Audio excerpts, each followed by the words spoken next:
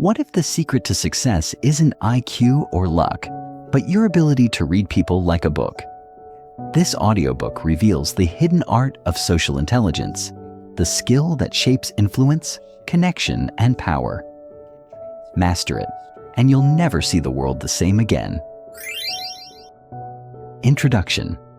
What if I told you the secret to unlocking every door in your personal and professional life isn't raw intelligence, charisma, or even luck, but something far more potent and shockingly underdeveloped? Imagine being able to walk into any room and instinctively know what everyone is feeling, who holds the power, and exactly what to say to spark connection, trust, and influence. Now imagine being able to do that consistently with bosses, partners, strangers, and friends. That skill?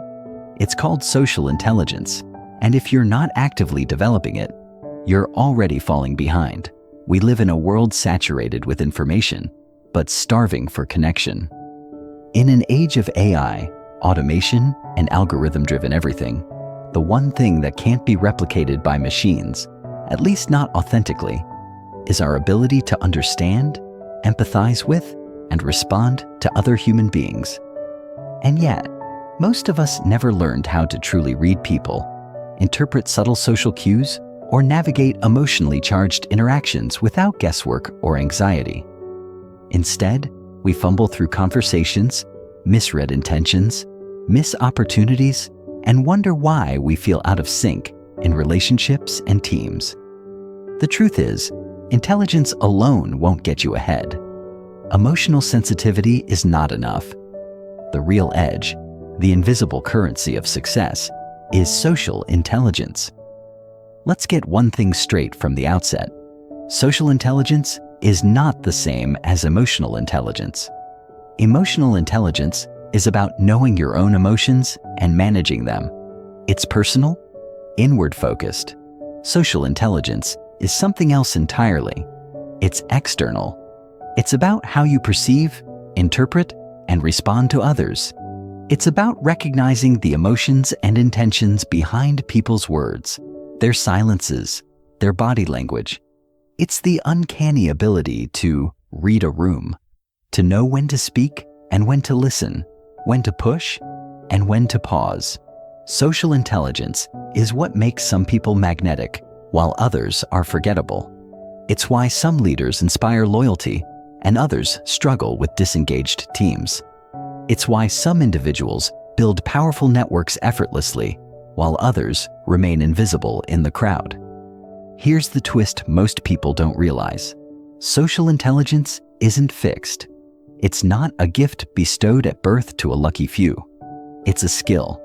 And like any skill, it can be learned, trained, and mastered. This book isn't about giving you surface-level tricks or vague, feel-good advice. It's a deep dive into the mechanics of social mastery, how to read people with precision, respond with confidence, and leave a lasting impression everywhere you go. You'll learn the unspoken rules that govern conversations, connection, and trust. You'll understand why you sometimes feel invisible, misunderstood, or drained in social situations, and how to turn that around. You'll gain frameworks that can be used in meetings, relationships, interviews, negotiations, and even high-stakes confrontations.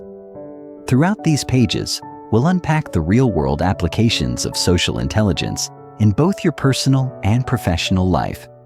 You'll discover how to build instant rapport, how to navigate difficult personalities without losing your cool, how to decode hidden emotions behind facial expressions, and how to craft responses that disarm, engage, and empower. We'll dive into high-stakes scenarios, networking events, first dates, heated arguments, boardroom power plays, and break down what socially intelligent people do differently. Here's what's coming. You'll explore the psychological cues people don't talk about, but subconsciously react to. You'll learn how social dynamics work in both small groups and large organizations, and how to position yourself effectively within them. You'll gain insight into verbal and nonverbal communication, from vocal tone to micro expressions. And most importantly, you'll walk away with actionable techniques that don't just help you survive socially, but thrive. But let me warn you, once you begin developing social intelligence, you'll start seeing the world differently. You'll pick up on what's not being said in conversations. You'll notice how often people speak from insecurity, from fear, from habit. You'll start seeing how miscommunication derails relationships, how manipulation hides behind smiles, and how trust is both fragile and invaluable. You'll begin to see the emotional ecosystem operating underneath every interaction, and you'll know exactly how to navigate it. This book was written for people who are ready to move beyond awkwardness, self-doubt, or social burnout. It's for those who want to speak and be heard, connect and be respected. Whether you're introverted or extroverted, ambitious or anxious, rising in your career or rebuilding your confidence, you're in the right place. Because developing social intelligence is not about changing who you are. It's about unlocking your most effective, influential self. And in today's world, that's not just a nice to have, it's a must-have. So here's the challenge. What if, by the time you finish this book, you could walk into any situation, any conversation, and know with certainty how to connect, lead, and influence?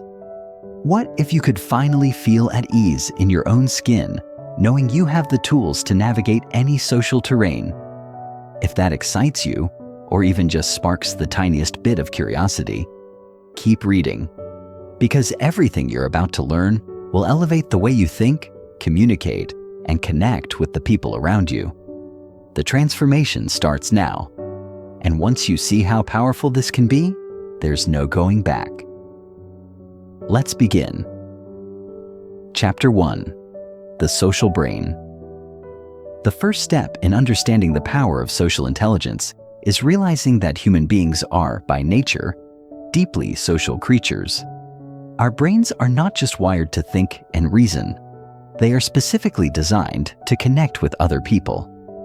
This is not an abstract idea, but a scientific reality backed by decades of research into neuroscience and psychology. The brain has developed over millennia in ways that allow us to perceive, interpret, and respond to the emotions and actions of others. This complex system of connections is what we call the social brain. Before diving into the mechanics of the social brain, let's first recognize the sheer magnitude of social interactions in our daily lives. Every conversation you have, every interaction with a colleague, family member, or even a stranger on the street requires the brain to constantly process a vast array of signals, facial expressions, tone of voice, body language, and the unspoken nuances that convey meaning far beyond words. Our brain's ability to decode these signals quickly and accurately is a testament to how deeply we are embedded in a social context. Without this ability, our relationships, whether personal or professional, would be incredibly challenging. In this chapter, we will explore how our brain processes social information, how it allows us to connect with others, and how it shapes our understanding of the world and people around us. By understanding how our brains are hardwired for social interaction, we can unlock the potential of social intelligence and harness it to improve our relationships, our work, and our lives. Understanding the evolutionary roots of the social brain. Our social brains didn't emerge overnight. They are the result of millions of years of evolution. Early humans, like all social animals, needed to form strong bonds with others to survive. Whether in small tribes or larger communities, survival often depended on cooperation and mutual support. This drive for social connection became ingrained in the very structure of our brain. As a result, human beings evolved specialized neural systems that help us navigate the complex web of social interactions. The evolutionary foundation of the social brain can be traced to the development of certain areas of the brain, such as the prefrontal cortex, amygdala, and insula. These brain regions play key roles in processing emotions, reading facial expressions, and understanding social cues. The development of these brain areas helped early humans navigate their social environments, form alliances, and avoid threats. This evolutionary adaptation was crucial for survival, and it laid the foundation for the sophisticated social intelligence we possess today. One of the most fascinating aspects of the human brain is the presence of mirror neurons, which are specialized cells that allow us to empathize with others. When we observe someone performing an action or experiencing an emotion, these neurons fire in our brain as though we were doing the same thing. This enables us to feel what others feel and understand their emotions more deeply. Mirror neurons are a key component of empathy, and they form a vital part of our social brain. This neural mechanism allows us to connect with others on a deeply emotional level, and it is the basis for the powerful sense of shared experience that forms the foundation of human relationships. The role of the prefrontal cortex, a social decision maker. One of the most critical brain regions involved in social intelligence is the prefrontal cortex, PFC, the area at the front of the brain that is responsible for higher-level thinking, decision-making, and self-regulation. This area of the brain helps us make decisions based not only on logic, but also on social and emotional considerations. The PFC is what allows us to weigh social consequences, to choose behaviors that align with our values, and to regulate our impulses in social settings. When you meet someone new, the prefrontal cortex is at work. It's not just analyzing what that person is saying, but also interpreting their body language, facial expressions, and the tone of their voice. The PFC helps us assess the emotional context of a conversation and decide how to respond. This complex decision-making process often happens in split seconds, demonstrating just how deeply our brain is attuned to social interactions. Over time, these quick assessments become second nature, allowing us to navigate social situations with ease. The prefrontal cortex also plays a role in managing social relationships. It helps us maintain self-control in difficult social situations, whether it's restraining from saying something inappropriate or recognizing when to speak up in a group conversation. It helps us understand the emotional landscape of a situation and decide how best to engage with others. The prefrontal cortex's ability to process social information is what allows us to navigate the complexities of group dynamics, whether at work or in personal relationships. The amygdala, the emotional signal center. Another key player in the social brain is the amygdala, the brain's emotional alarm system. The amygdala is responsible for detecting threats in our environment and triggering the appropriate emotional response. This could be a feeling of fear when encountering danger or joy when seeing a loved one. But the amygdala's role extends beyond basic survival instincts. It also plays a significant role in social interactions. In social situations, the amygdala helps us process the emotional signals of others.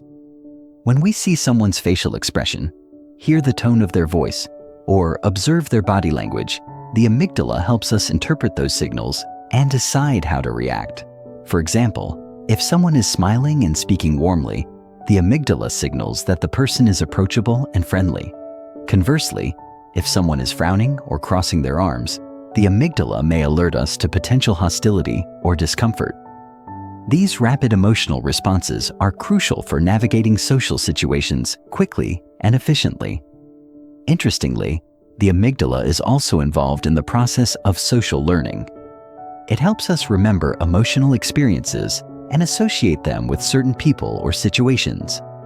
This learning process is essential for building social intelligence.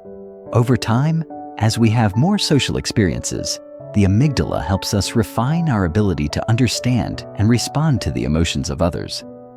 This learning process allows us to adapt our social behaviors, becoming more attuned to the needs and feelings of those around us. The insula, a gateway to empathy. The insula, a region deep within the brain, plays a crucial role in empathy. It is responsible for processing bodily sensations and emotions, and it helps us feel the emotional states of others. The insula's role in empathy can be understood through its involvement in processing feelings like pain, disgust, and pleasure, emotions that we often experience when interacting with others. When we observe someone in distress or suffering, the insula activates, allowing us to feel a sense of shared emotion. This neural mechanism helps us empathize with others, forming the foundation of compassionate behavior. The insula is also involved in social decision-making, as it helps us assess the emotional consequences of our actions. It plays a role in moral decision-making, allowing us to consider how our behaviors affect the well-being of others. In this way, the insula is critical to our ability to connect with others on a deep emotional level. It enables us to recognize the emotional states of those around us and respond in ways that promote empathy and understanding. The insula's function is central to social intelligence, as it allows us to tune into the feelings of others and react appropriately. The brain's social architecture is incredibly complex, but it's also remarkably efficient. From the prefrontal cortex that guides our decision-making, to the amygdala that processes emotional signals, to the insula that allows us to empathize with others. Every part of the brain plays a role in how we understand and respond to the people around us. This chapter has only begun to scratch the surface of how the brain processes social information. In the next sections, we'll explore how these neural systems work together to shape our behavior in social situations. We'll also examine how social intelligence can be developed and refined, and how we can apply this knowledge to improve our relationships and success in both our personal and professional lives. Understanding the social brain is the first step in mastering social intelligence. By recognizing how our brains are wired for connection, we can begin to appreciate the power of empathy, communication, and emotional awareness in building meaningful relationships. In the chapters that follow, we'll continue to explore the nuances of social intelligence, equipping you with the tools you need to connect with others in ways that are authentic, empathetic, and effective. Chapter 2: The Nature of Empathy. Defining empathy and its role in human connection. Empathy is often referred to as the ability to understand and share the feelings of another person. But empathy is more than just feeling for someone else. It's a complex and dynamic process involving both emotional and cognitive components. It's the cornerstone of our social intelligence, a key ingredient that enables us to forge strong, meaningful connections with the people around us. In simple terms, empathy is what allows us to put ourselves in someone else's shoes, to feel what they're feeling, and to respond in a way that is supportive and compassionate. When someone shares their grief with us, empathy allows us to feel their sadness. When someone experiences joy, empathy allows us to celebrate with them. It is, in many ways, the thread that binds us to others, allowing us to relate to their emotions and experiences. However, empathy is not a one-size-fits-all concept. It comes in various forms, from the deep emotional resonance we feel when someone close to us is in pain to the more cognitive understanding of someone's emotions in a less personal context. While empathy can feel automatic, it is a skill, one that is shaped by both biology and experience. In this chapter, we will explore the multiple dimensions of empathy, how it works in the brain, and how it influences our social interactions. The emotional and cognitive components of empathy is commonly divided into two components: emotional empathy and cognitive empathy. Emotional empathy refers to the capacity to directly feel another person's emotions. When someone else is sad, we might feel sadness as well. This form of empathy involves our ability to sense and resonate with the emotional states of others. It's what allows us to connect with someone who is grieving or anxious, as we can feel those emotions in our own bodies. Cognitive empathy, on the other hand, is the ability to understand what someone else is going through, even if we don't necessarily feel the same emotions. It's the ability to step back and recognize someone else's emotional state without becoming overwhelmed by it. Cognitive empathy allows us to empathize with someone even if we haven't experienced the same situation they're going through. For example, we may not have experienced a specific type of loss, but cognitive empathy enables us to understand how that loss might feel to someone else. Both forms of empathy are essential in social interactions. Emotional empathy enables us to bond with others on an emotional level, to offer comfort and support in moments of distress. Cognitive empathy, however, allows us to navigate social situations with greater understanding and perspective. By balancing both emotional and cognitive empathy, we can respond to others in ways that are not only compassionate, but also appropriate to the context. The neuroscience of empathy. Empathy is not just a social or emotional phenomenon. It has deep roots in the structure of the brain. At its core, empathy is a brain function, and understanding how the brain facilitates empathy can give us a deeper appreciation for its power in our social lives. The brain regions most involved in empathy include the anterior insula, the anterior cingulate cortex, and the mirror neuron system. The insula, which we briefly touched upon in Chapter 1, plays a significant role in both emotional and cognitive empathy. It is responsible for processing bodily sensations and emotions. The insula is activated when we observe someone in pain or distress, and it enables us to feel that distress in our own bodies. It's as though the insula allows us to mirror another person's emotional state, which is why it's often referred to as the empathy center of the brain. The anterior cingulate cortex, ACC, also plays a crucial role in empathy, especially in terms of emotional regulation.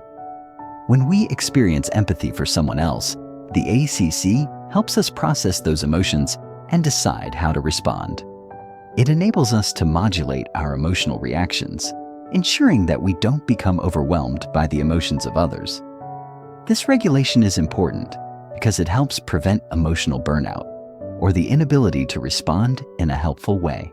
Perhaps the most fascinating aspect of empathy at the neurological level is the role of mirror neurons.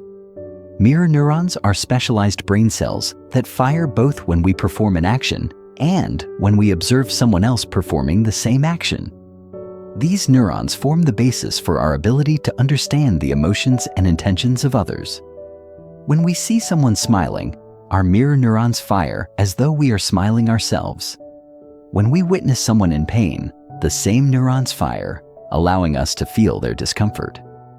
Mirror neurons provide the foundation for both emotional and cognitive empathy, enabling us to resonate with others' experiences and emotions.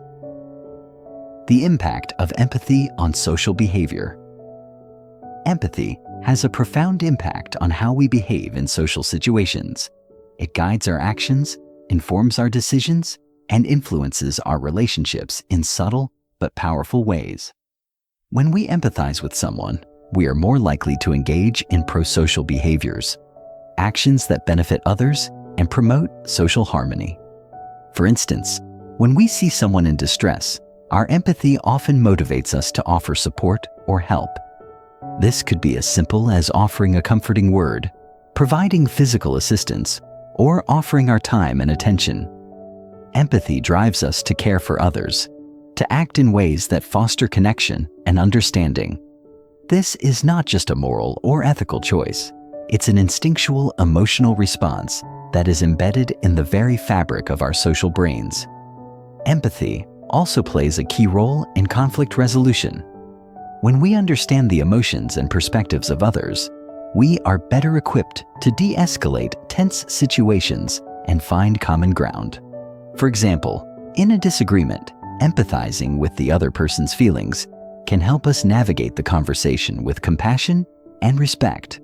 Rather than reacting defensively or aggressively, empathy enables us to respond in a way that promotes mutual understanding and collaboration. Moreover, empathy is critical to building and maintaining relationships. It's the glue that holds friendships, partnerships, and familial bonds together.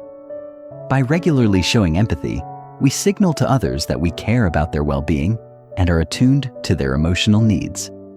In turn, this fosters trust, loyalty, and deeper emotional connection. Empathy allows us to be present with others in meaningful ways, helping us create stronger, more supportive relationships. The limits and challenges of empathy. While empathy is an essential skill for building social connections, it does have its limits. Sometimes, we may find ourselves emotionally overwhelmed by the pain or distress of others. This is known as empathic distress or compassion fatigue. When we feel too deeply for someone else, it can be challenging to maintain the emotional balance necessary to respond effectively. Empathy fatigue is particularly common among caregivers, social workers, and those in professions that require constant emotional engagement with others. Over time, this emotional exhaustion can lead to burnout and even a diminished capacity to empathize with others. It's important, therefore, to develop the ability to regulate our emotional responses and practice self-care. Another challenge is the potential for empathy gaps in certain social contexts. For instance, when we are interacting with people who have different backgrounds, experiences, or perspectives from our own, it can be difficult to fully empathize with their feelings or needs. Cultural differences, for example, can create barriers to empathy, as we may not fully understand or relate to the experiences of others. In such situations, cognitive empathy, understanding others' emotions from an intellectual standpoint, becomes especially valuable. By actively seeking to understand someone's perspective, even if we don't feel the same emotions, we can still engage empathetically. Cultivating and expanding empathy. Empathy, like any other skill, can be cultivated and strengthened over time. Developing empathy requires both practice and mindfulness.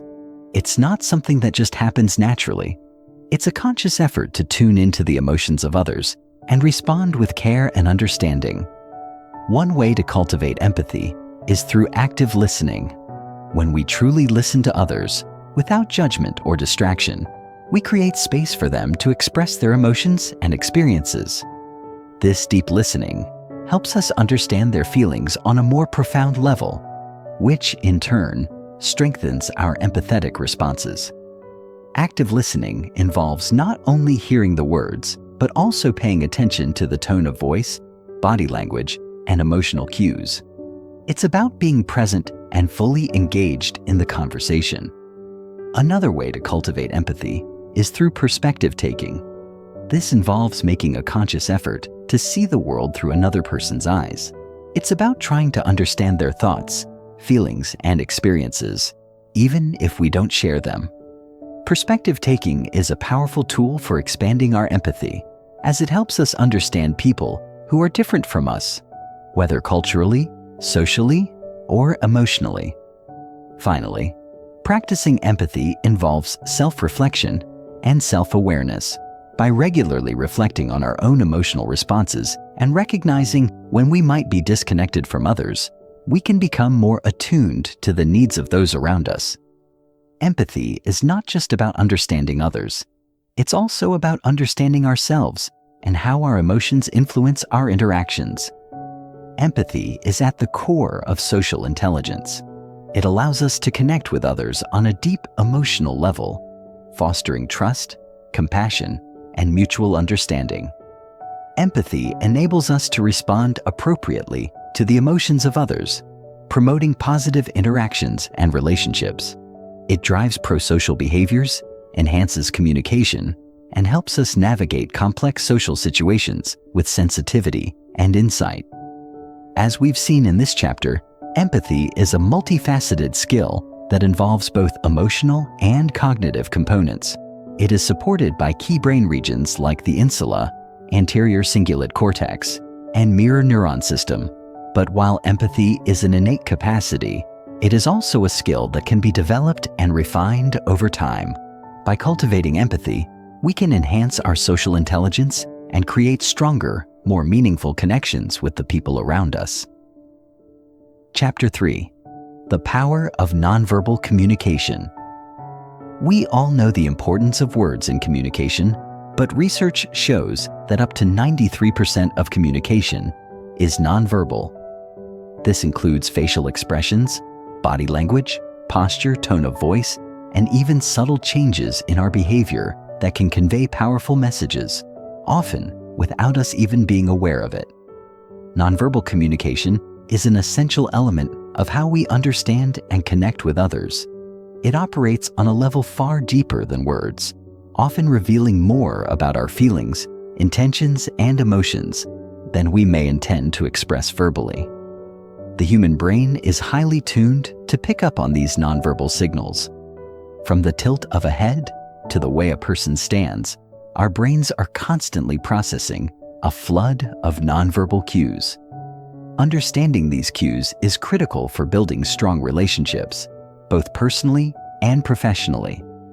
As we delve into the intricacies of nonverbal communication, we will see how vital it is to our ability to navigate social interactions, foster empathy, and develop social intelligence. In this chapter, we'll explore the different types of nonverbal communication and the underlying psychological principles that govern them. By understanding how nonverbal communication works, we can learn to interpret others' emotions and intentions more accurately, while also being mindful of the signals we send to others. The basics of nonverbal communication. Nonverbal communication includes a wide array of signals and behaviors. Some of the most common forms of nonverbal communication include 1. Facial expressions. Our faces are incredibly expressive, conveying a wide range of emotions, from joy and surprise to sadness and anger. In fact, facial expressions are one of the most universally understood forms of nonverbal communication, transcending cultural boundaries. Research by psychologist Paul Ekman shows that people around the world are able to recognize basic emotions, such as happiness, anger, fear, sadness, surprise, and disgust, based on facial expressions alone. The key to understanding facial expressions is recognizing the subtle movements of the muscles around the eyes, mouth, and forehead. For example, a genuine smile, also known as a Duchenne smile, involves the activation of both the mouth and the eyes.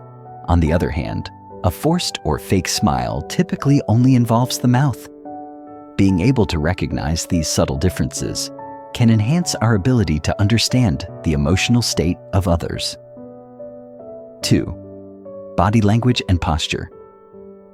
Our bodies convey a wealth of information, often unconsciously. The way we sit, stand, or move can communicate confidence, anxiety, openness, defensiveness, or even aggression. Open body language, such as standing tall with shoulders back and arms uncrossed, signals confidence and approachability. In contrast, closed body language, such as crossed arms, hunched shoulders, or avoiding eye contact, can indicate discomfort, defensiveness, or lack of interest. Posture is also a key component of nonverbal communication. Leaning in during a conversation can signal engagement and interest, while leaning away can suggest boredom or a desire to distance oneself. The way we position our bodies in relation to others can reveal a lot about the level of comfort, power dynamics, and emotional connection we have with those around us. 3. Gestures.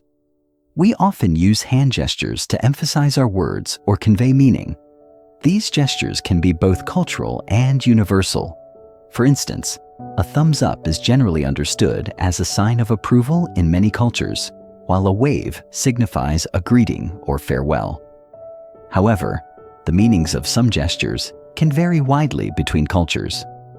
For example, the gesture of crossing one's fingers to indicate hope or good luck may be understood in one culture but not in another. The frequency, intensity, and type of gestures we use can also reveal our emotional state. Nervousness may cause someone to fidget or make repetitive gestures, while confidence can be shown through deliberate, expansive hand movements. 4. Eye contact. Eye contact is one of the most powerful forms of nonverbal communication.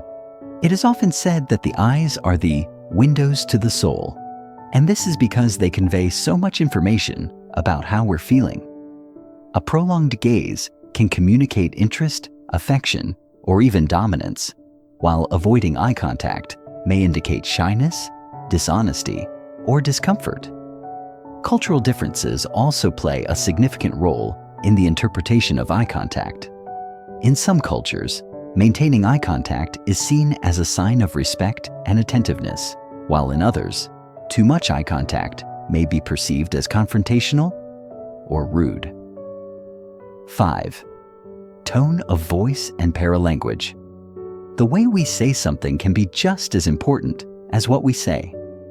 Tone of voice, pitch, rate of speech, and volume all fall under the category of paralanguage, nonverbal elements of speech that convey emotional nuances. For example, speaking in a high-pitched, fast tone may indicate excitement or anxiety, while a slow, deep tone may suggest calmness or authority. Paralanguage can also convey sarcasm, affection, or irritation. The same sentence spoken with a different tone can convey an entirely different message. Therefore, listening to the tone and rhythm of speech is essential for understanding the true meaning behind a statement. The psychological mechanisms behind nonverbal communication. The power of nonverbal communications lies in its deep connection to the emotional and psychological processes of the brain. Nonverbal cues are processed by several brain areas, including the amygdala, prefrontal cortex, and insula, all of which play important roles in emotional processing, empathy, and decision-making. 1. The amygdala and emotional response. The amygdala is responsible for processing emotions, particularly fear and threat detection. When we observe nonverbal cues, such as a tense posture or a frown, the amygdala quickly assesses whether these signals are positive or negative. It triggers an emotional response based on that assessment, which helps us determine how to react. For instance, if we see someone frowning or avoiding eye contact, the amygdala may interpret that as a sign of disinterest or discomfort, prompting us to adjust our approach accordingly. 2. The prefrontal cortex and social processing. The prefrontal cortex plays a crucial role in evaluating social situations and regulating our responses. When we observe nonverbal cues, the prefrontal cortex helps us make decisions about how to act in the context of the relationship or environment. For example, if someone is displaying closed body language, the prefrontal cortex may prompt us to take a more empathetic or cautious approach, rather than being confrontational or overly assertive. 3. The insula and empathy. The insula is involved in processing bodily sensations and emotions, particularly those related to empathy. When we observe someone's nonverbal cues, such as a sad facial expression or tense body posture, the insula helps us resonate with those emotions and understand what the person is feeling. This connection between the insula and nonverbal communication is central to our ability to empathize with others and respond in a compassionate way. The role of nonverbal communication in building trust and rapport. Nonverbal communication plays a critical role in the development of trust and rapport. Trust is the foundation of all meaningful relationships, and nonverbal cues are often the first indicators of trustworthiness or distrust. A warm smile, a firm handshake, or an open posture can immediately signal trustworthiness, while a lack of eye contact, crossed arms, or fidgeting may suggest discomfort or dishonesty. One of the most important aspects of nonverbal communication is its ability to create a sense of connection.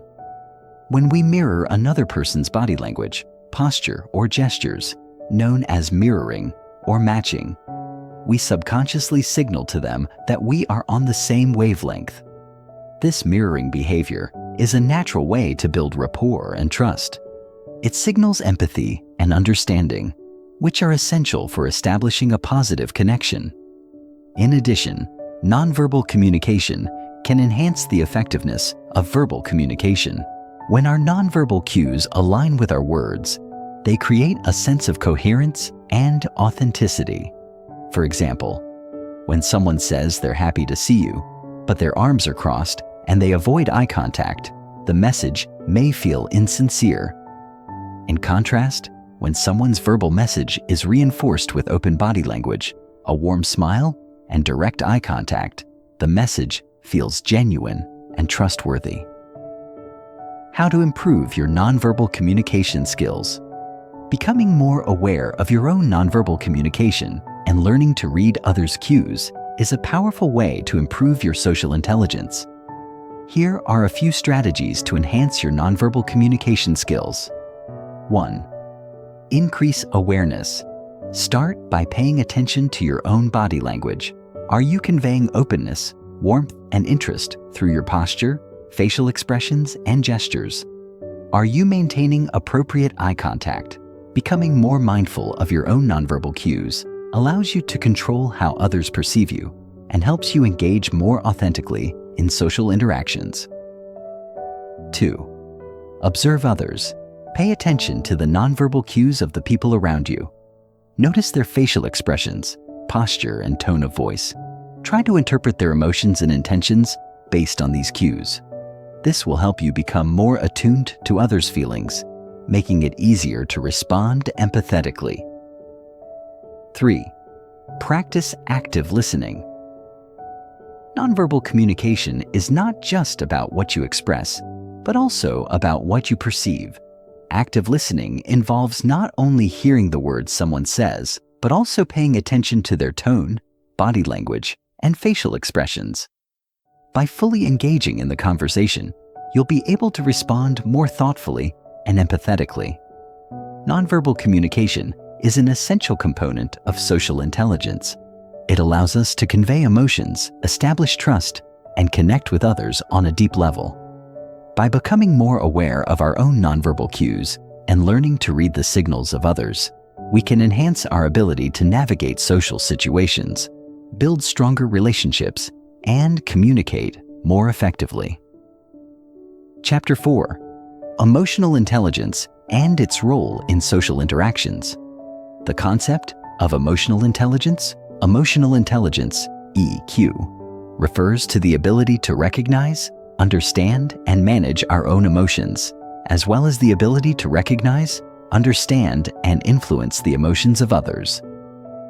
Unlike intellectual intelligence, IQ, which primarily focuses on cognitive abilities and problem-solving skills, emotional intelligence emphasizes emotional awareness, empathy, and interpersonal skills. It is a concept that was popularized by psychologist Daniel Goleman in the mid-1990s and has since become recognized as a key factor in personal and professional success. Emotional intelligence is fundamental to effective communication and social interactions because it helps us navigate the complex web of emotions that underlie most human behavior. EQ affects how we perceive ourselves and others, how we react to situations, and how we relate to people on a deeper level. Emotional intelligence is composed of several core components that work together to enhance our social and emotional functioning. The first component of emotional intelligence is self-awareness. Self-awareness is the ability to recognize and understand our own emotions, as well as their impact on our thoughts and behaviors. When we are self-aware, we can accurately assess how we are feeling and why we feel that way, which allows us to respond more thoughtfully to situations and interactions. Self-awareness also enables us to identify our strengths and weaknesses, helping us make better decisions and take more appropriate actions in both personal and professional settings. The second component is self-regulation, which refers to the ability to control and manage our emotions, especially in stressful or challenging situations. Self-regulation is essential for maintaining emotional balance and composure when faced with conflict, frustration, or other difficult emotions. People with high emotional intelligence are skilled at managing their impulses, remaining calm under pressure, and making thoughtful, deliberate decisions, rather than reacting impulsively to their emotions. The third component is motivation, which involves setting and working toward goals that align with our values and desires. Emotionally intelligent individuals are generally more motivated, resilient, and committed to their objectives, as they have the emotional awareness and self-regulation skills to persevere in the face of obstacles. They are also more likely to maintain a positive attitude and exhibit a strong sense of drive, even during difficult times. The fourth component is empathy, which is the ability to understand and share the feelings of others. Empathy is crucial for building strong relationships, as it allows us to connect with others on an emotional level, offering support and understanding when they need it most. People with high empathy are able to listen attentively, recognize emotional cues, and respond in a compassionate and constructive manner. The fifth and final component of emotional intelligence is social skills, which encompass the ability to communicate effectively, build relationships, and work collaboratively with others. Social skills are the practical application of emotional intelligence, as they involve using our emotional awareness and empathy to navigate social interactions, resolve conflicts, and influence others in a positive way. How emotional intelligence impacts social interactions. Emotional intelligence plays a pivotal role in our social interactions, shaping the way we connect with others, manage conflicts, and build relationships. At its core, EQ allows us to tune into the emotional undercurrents that influence social dynamics, making it easier to understand the motivations, concerns, and needs of others. In many ways, emotional intelligence serves as a kind of social radar, helping us pick up on subtle emotional signals and respond accordingly. For example, when we interact with someone, we don't just listen to their words. We also pay attention to their tone of voice, body language, and facial expressions. These nonverbal cues convey important emotional information that can guide our responses. People with high emotional intelligence are particularly adept at reading these cues, allowing them to navigate social situations with greater ease and confidence. They can recognize when someone is feeling anxious, frustrated, or sad, and adjust their behavior to be more supportive or empathetic. In contrast, individuals with low emotional intelligence may struggle to pick up on these emotional signals, leading to misunderstandings or awkward interactions. One of the key ways that emotional intelligence enhances social interactions is through the development of empathy. Empathy is the ability to put ourselves in someone else's shoes and truly understand their emotional experience. It goes beyond sympathy, which involves feeling pity or sorrow for someone. Empathy involves connecting with their feelings and sharing in their emotional journey. Empathy is a fundamental aspect of emotional intelligence because it allows us to build rapport, establish trust, and deepen our relationships with others. When we show empathy, we create a sense of emotional safety and understanding, which encourages others to open up and engage with us. This is particularly important in both personal and professional relationships, where trust and communication are essential for success. People who are empathetic tend to be better listeners, more considerate in their responses, and more attuned to the needs of others. They are also more likely to engage in prosocial behaviors, such as offering support or assistance, which strengthens social bonds and fosters cooperation. Emotional intelligence also plays a critical role in conflict resolution. In any social interaction, disagreements and conflicts are inevitable. However, the way we handle these conflicts can make a significant difference in the outcome. People with high emotional intelligence are generally more skilled at managing conflict because they can regulate their emotions and approach the situation with a calm, measured mindset.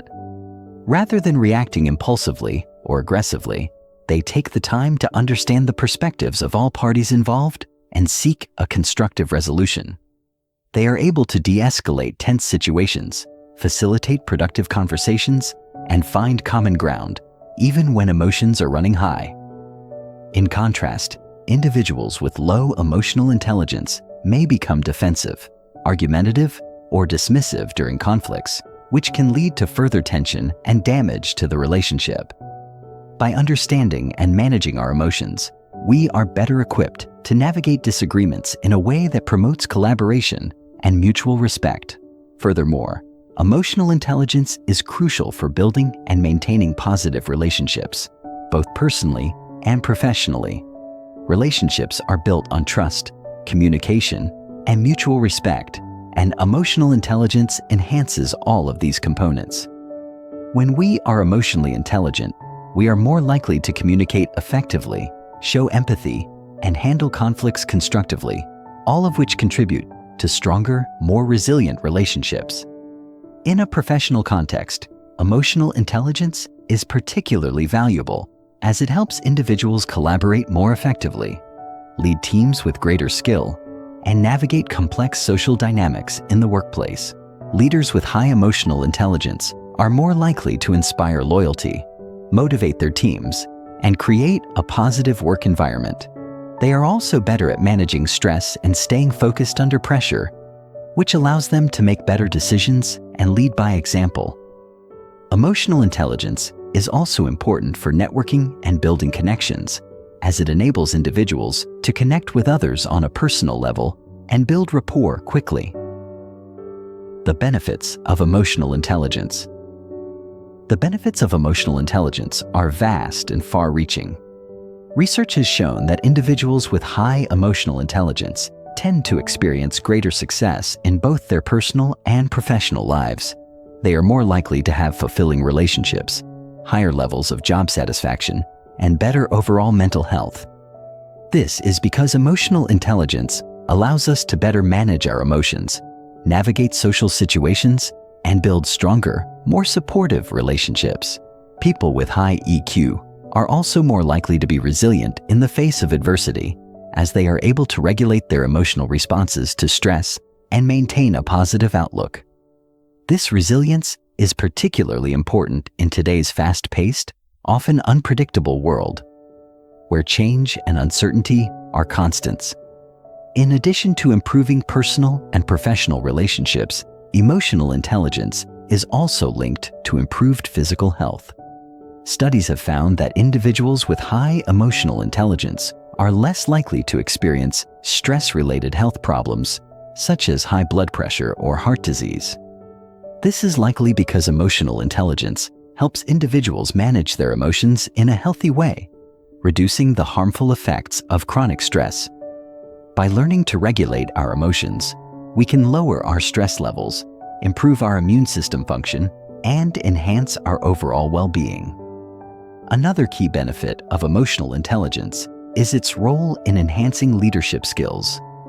Leaders with high emotional intelligence are better equipped to inspire and motivate their teams, resolve conflicts, and foster a positive work culture.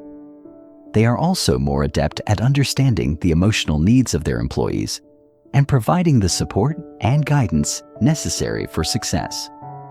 Research has shown that emotionally intelligent leaders are more likely to earn the trust and respect of their employees, which leads to higher levels of engagement, productivity, and job satisfaction. Additionally, emotional intelligence helps leaders navigate the complexities of decision-making, as it enables them to consider the emotional impact of their choices on others. How to develop emotional intelligence. While emotional intelligence may come more naturally to some individuals, it is a skill that can be developed and strengthened over time. The process of improving emotional intelligence involves building self-awareness, practicing emotional regulation, and developing empathy and social skills. Here are some strategies to help you enhance your emotional intelligence. 1. Practice self-reflection. Self-awareness is the foundation of emotional intelligence, and it begins with self-reflection. Take time each day to reflect on your emotions, thoughts, and behaviors. Ask yourself how you felt during different interactions, what triggered those emotions, and how your reactions affected the outcome of the situation. Journaling can be a helpful tool for self-reflection, as it allows you to process your thoughts and emotions in a constructive way. 2. Regulate your emotions. Emotional regulation is a skill that can be developed through mindfulness and relaxation techniques. Practice techniques such as deep breathing, meditation, or progressive muscle relaxation to help you stay calm and focused in stressful situations. By learning to manage your emotions, you can reduce impulsive reactions and respond more thoughtfully to challenges. 3. Develop empathy. Empathy is a key component of emotional intelligence, and it can be cultivated through active listening and perspective-taking. Practice listening attentively to others without interrupting or judging. Try to understand their emotions and experiences and respond in a supportive and compassionate manner. 4. Enhance your social skills. Social skills are the practical application of emotional intelligence. To improve your social skills, focus on building rapport, resolving conflicts constructively, and communicating effectively. Practice being open, approachable, and assertive in your interactions with others. Emotional intelligence is a powerful tool that can transform the way we interact with others, manage our emotions, and navigate social situations. By developing our emotional intelligence, we can build stronger relationships, handle conflicts more effectively, and become more successful in both our personal and professional lives. EQ is not just about being aware of our emotions. It's about understanding the emotions of others, regulating our own emotional responses, and using this awareness to create positive, meaningful connections. As we continue to enhance our emotional intelligence, we unlock the potential to foster deeper relationships, improve our communication, and become more empathetic, compassionate individuals. Chapter 5. Mastering the Art of Communication.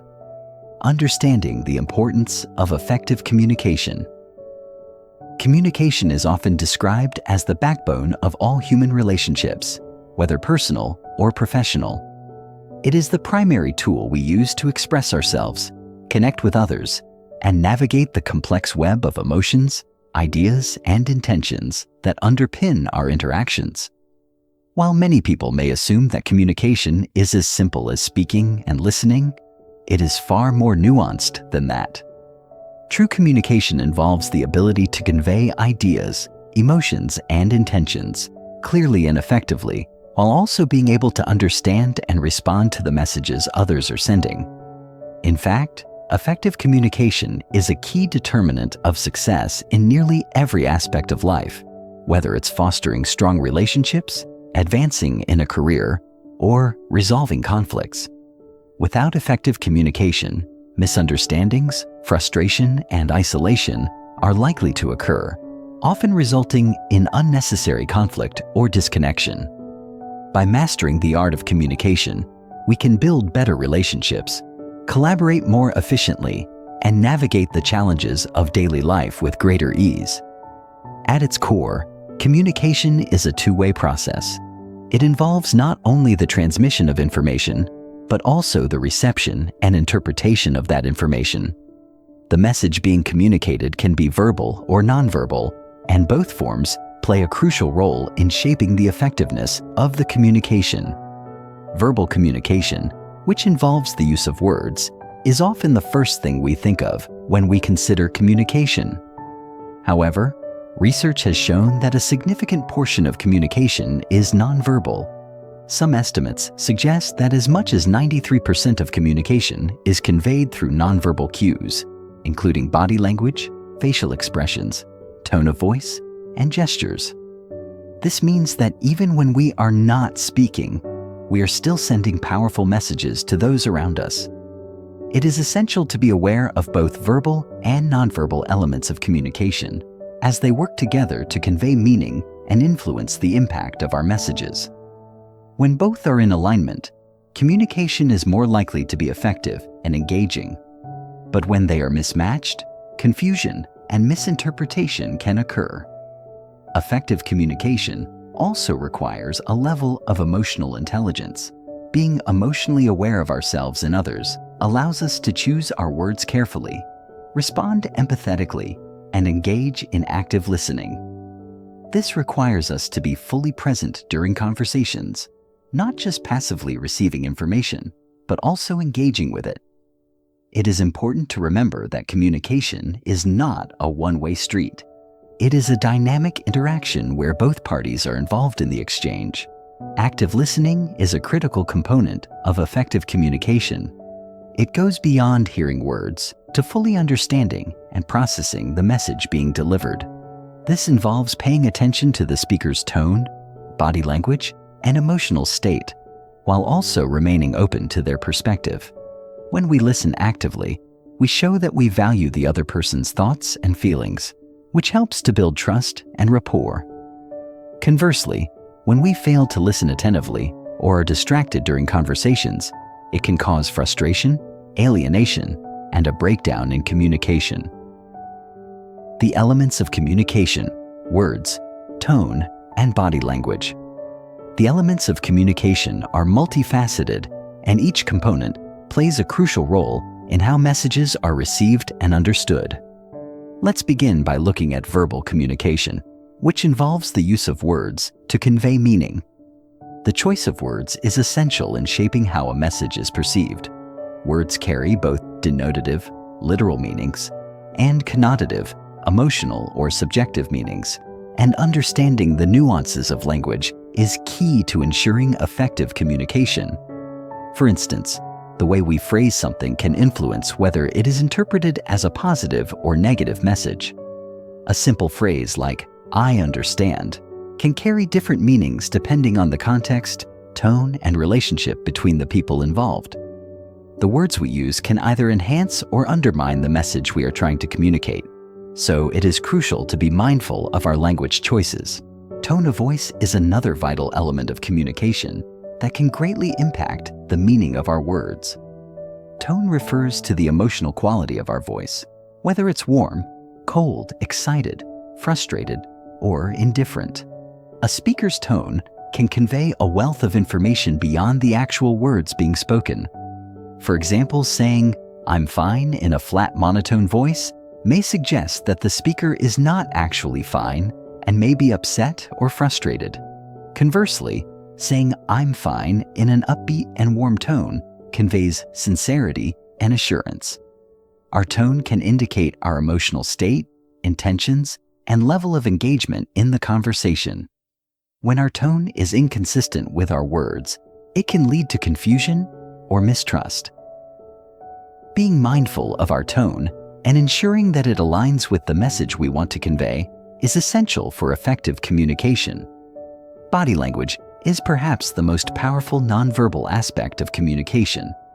It encompasses all the physical gestures, movements, and postures that convey information about how we are feeling and what we are thinking. Body language includes facial expressions, eye contact, posture, gestures, and even the distance we maintain from others during conversations.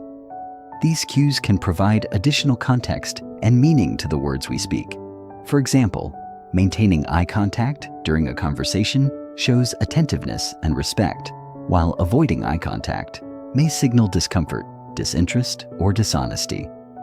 Crossed arms may suggest defensiveness or discomfort, while an open posture can convey openness and receptivity. The way we position ourselves, our facial expressions, and our physical movements all send messages to the other person, whether consciously or unconsciously. In fact, body language often communicates more about our true feelings than the words we say, which is why it is essential to be aware of the signals we are sending through our physical actions. Active listening and its role in effective communication. One of the most crucial components of effective communication is active listening. Many people believe that communication is primarily about speaking, but the truth is that listening is just as, if not more, important. Active listening involves fully concentrating on the speaker, understanding their message, responding thoughtfully, and remembering what was said. It requires more than just hearing the words. It involves paying attention to the speaker's tone, body language, and emotional state, while also suspending judgment and providing feedback. Active listening is not about preparing our own response while the other person is speaking.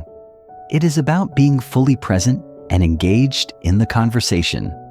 When we listen actively, we show that we respect the other person's perspective and value their input.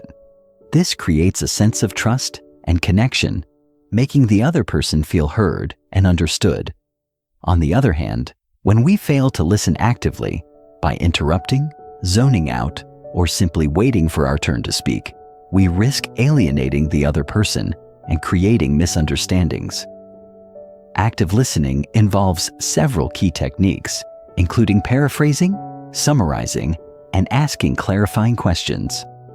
Paraphrasing involves restating what the speaker has said in our own words, which not only demonstrates that we are listening, but also provides an opportunity for the speaker to confirm or correct our understanding. Summarizing involves providing a brief recap of the main points of the conversation, which helps ensure that we have captured the key elements of the discussion. Asking clarifying questions is another important technique, as it shows that we are engaged and eager to understand the speaker's message more fully. By practicing these techniques, we can enhance our ability to listen actively and improve the overall quality of our communication. Nonverbal communication, the silent language of interaction. As previously mentioned, nonverbal communication plays a significant role in the way we convey messages and interpret others' behavior. Nonverbal cues, such as facial expressions, gestures, posture, and eye contact, often communicate more than words themselves.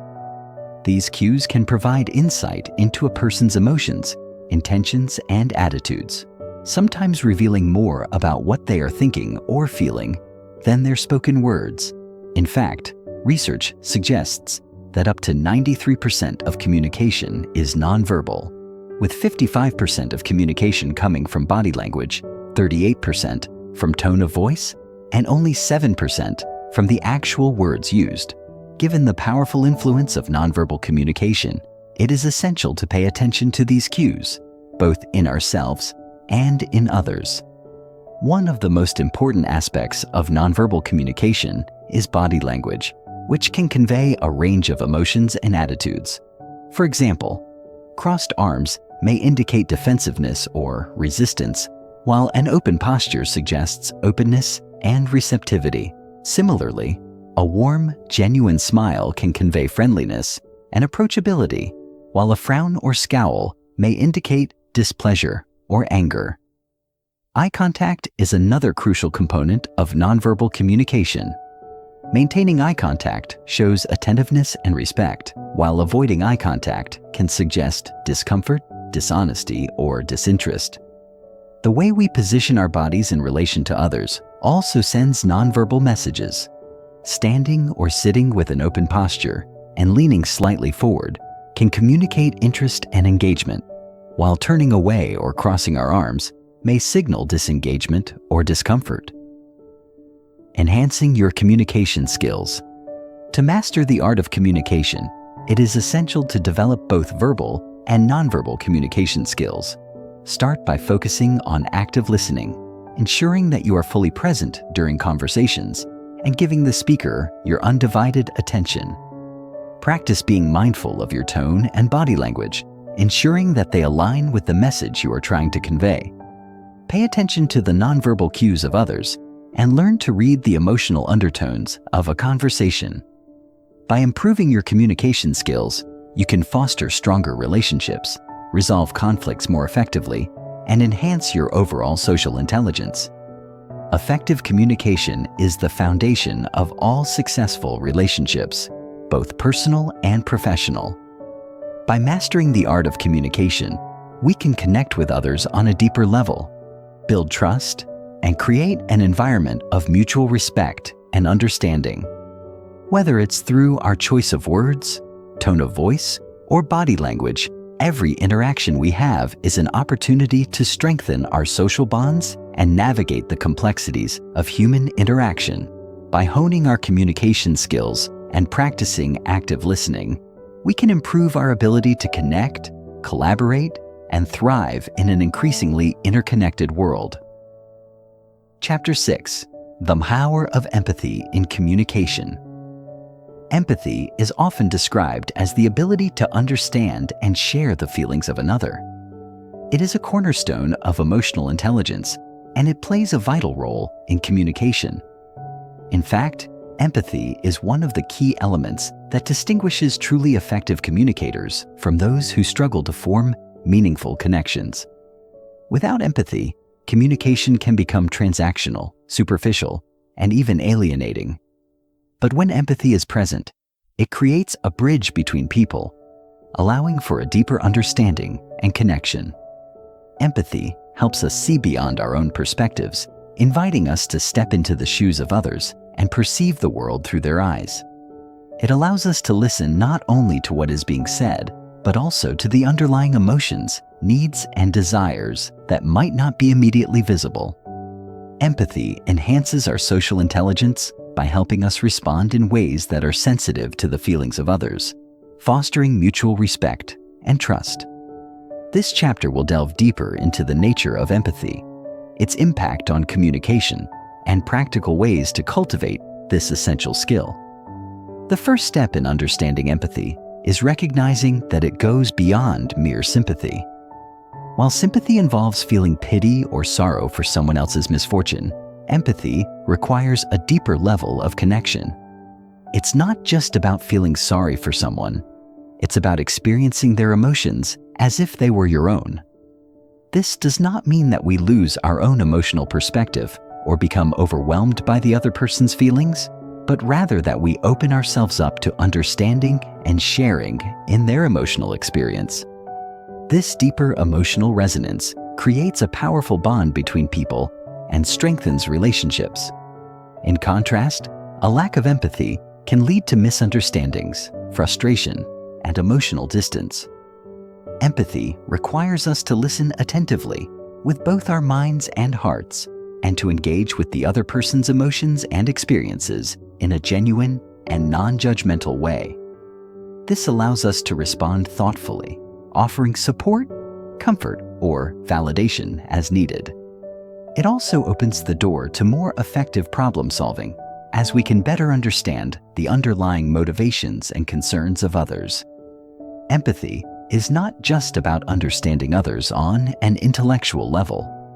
It also involves connecting with them emotionally.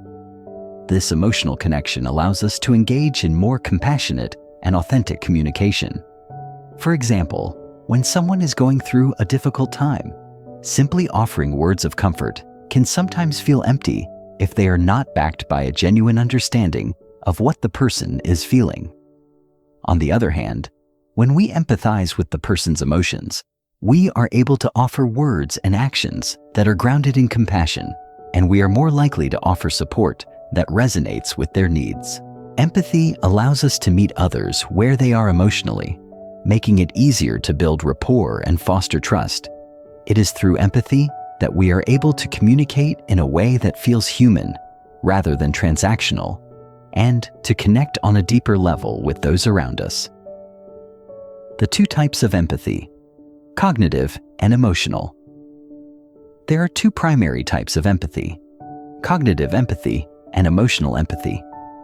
Each type plays a distinct role in communication, and both are important for building strong, meaningful relationships. Understanding the differences between cognitive and emotional empathy can help us develop a more nuanced approach to our interactions with others. Cognitive empathy is the ability to understand another person's perspective or point of view. It involves recognizing and grasping the thoughts, beliefs, and intentions of others. In other words, cognitive empathy allows us to put ourselves in someone else's shoes intellectually, understanding their reasoning and worldview. This type of empathy is particularly useful in situations that require problem solving, conflict resolution, or negotiation. For example, when a colleague presents a differing opinion, cognitive empathy enables us to understand their argument and the reasons behind it, even if we don't agree. This understanding allows us to engage in a more productive and respectful discussion, rather than resorting to defensiveness or aggression. Cognitive empathy is also crucial in professional environments, where it helps us work collaboratively with diverse teams, communicate effectively with clients, and navigate the complexities of social dynamics. It allows us to engage with others' ideas and perspectives without judgment, making it easier to find common ground and build consensus. On the other hand, emotional empathy involves feeling what another person is feeling. It is the ability to share in the emotional experience of others, such as feeling their joy, sadness, frustration, or fear. Emotional empathy allows us to connect with others on a deep, visceral level, enabling us to respond with genuine compassion and care. This type of empathy is particularly important in personal relationships, as it fosters emotional intimacy and understanding. For example, when a friend is grieving the loss of a loved one, emotional empathy allows us to feel their pain and offer support that comes from a place of shared emotion. Emotional empathy also plays a crucial role in comforting others during times of distress, as it enables us to offer validation and emotional support that meets the person's needs. However, emotional empathy can also be challenging at times, as it requires us to confront and feel the emotions of others, which can be overwhelming or difficult. Balancing emotional empathy with cognitive empathy, understanding someone's feelings while also maintaining our own emotional boundaries, is key to maintaining healthy relationships and preventing emotional burnout. The role of empathy in building trust and connection. Empathy is a fundamental driver of trust and connection in relationships. When we demonstrate empathy, we signal to others that we are attuned to their feelings and needs, and that we care about their well-being. This creates an environment of psychological safety, where people feel comfortable expressing themselves without fear of judgment or rejection. Trust is the foundation of all strong relationships, and empathy is one of the key ingredients in building and maintaining that trust.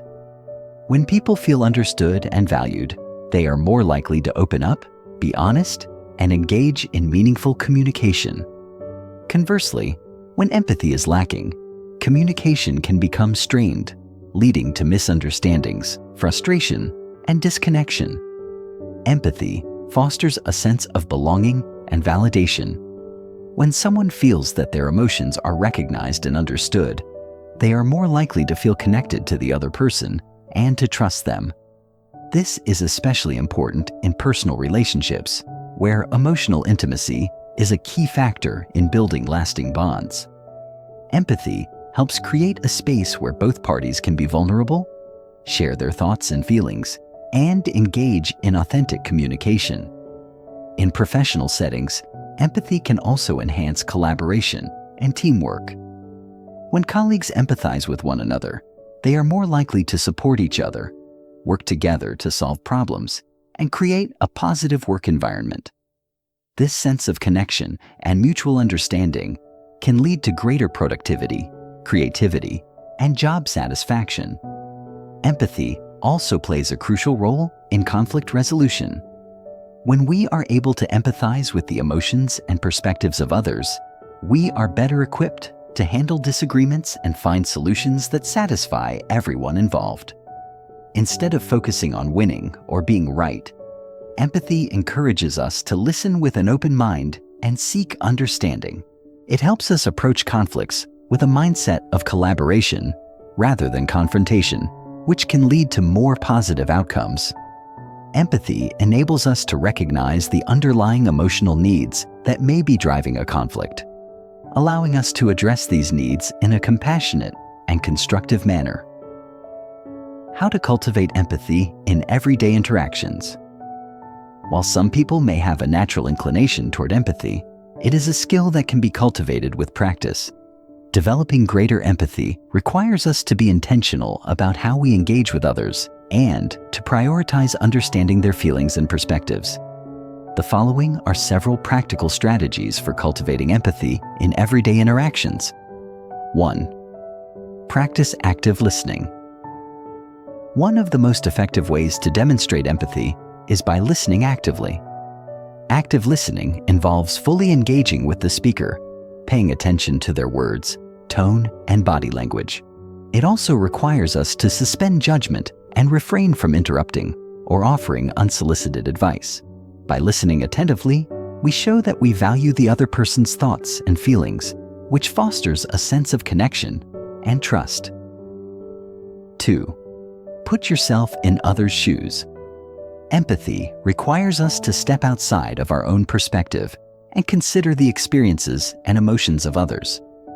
When engaging with someone, try to imagine what it would be like to walk in their shoes.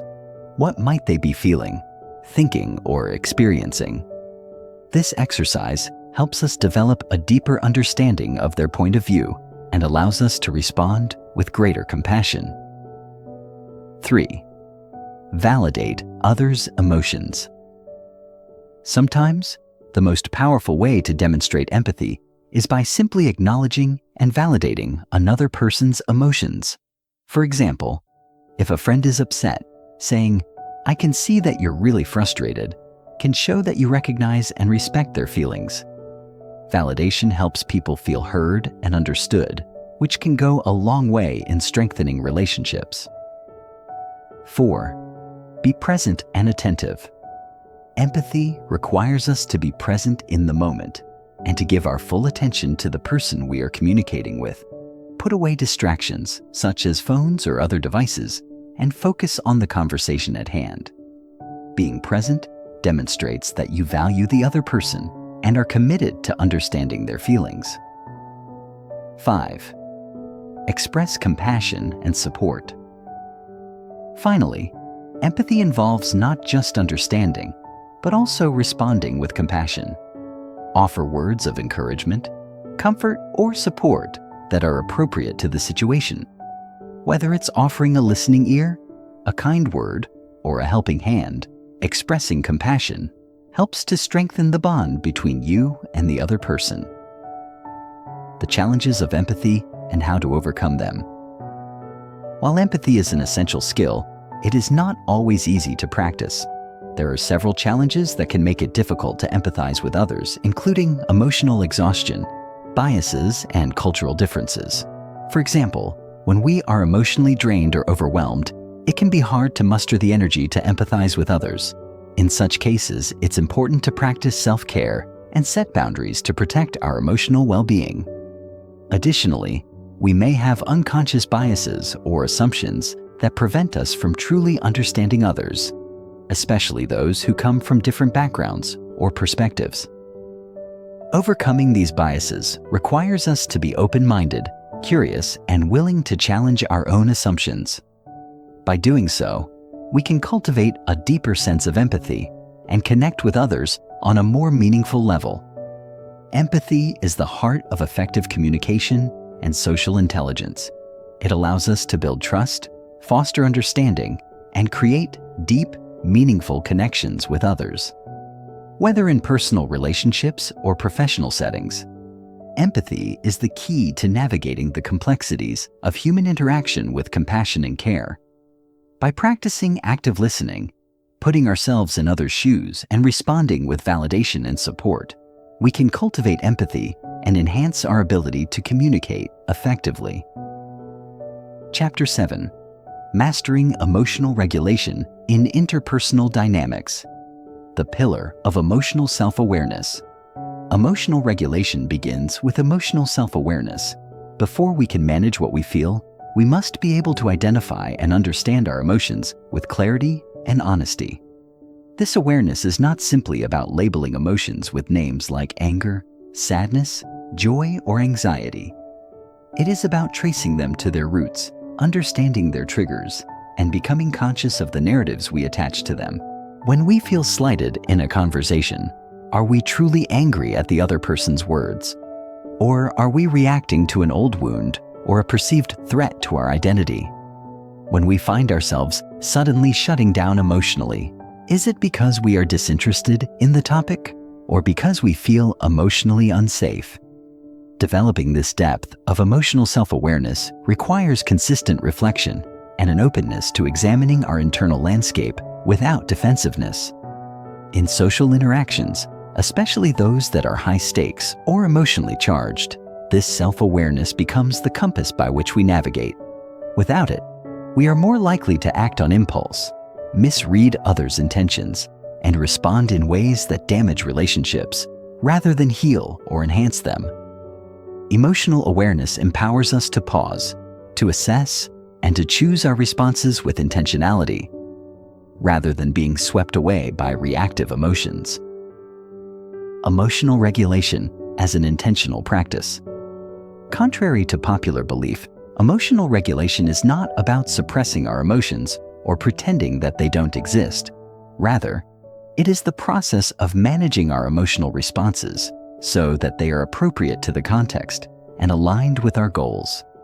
Regulation involves both understanding and channeling our emotions, choosing how and when to express them, and finding ways to process and release them that are healthy and constructive.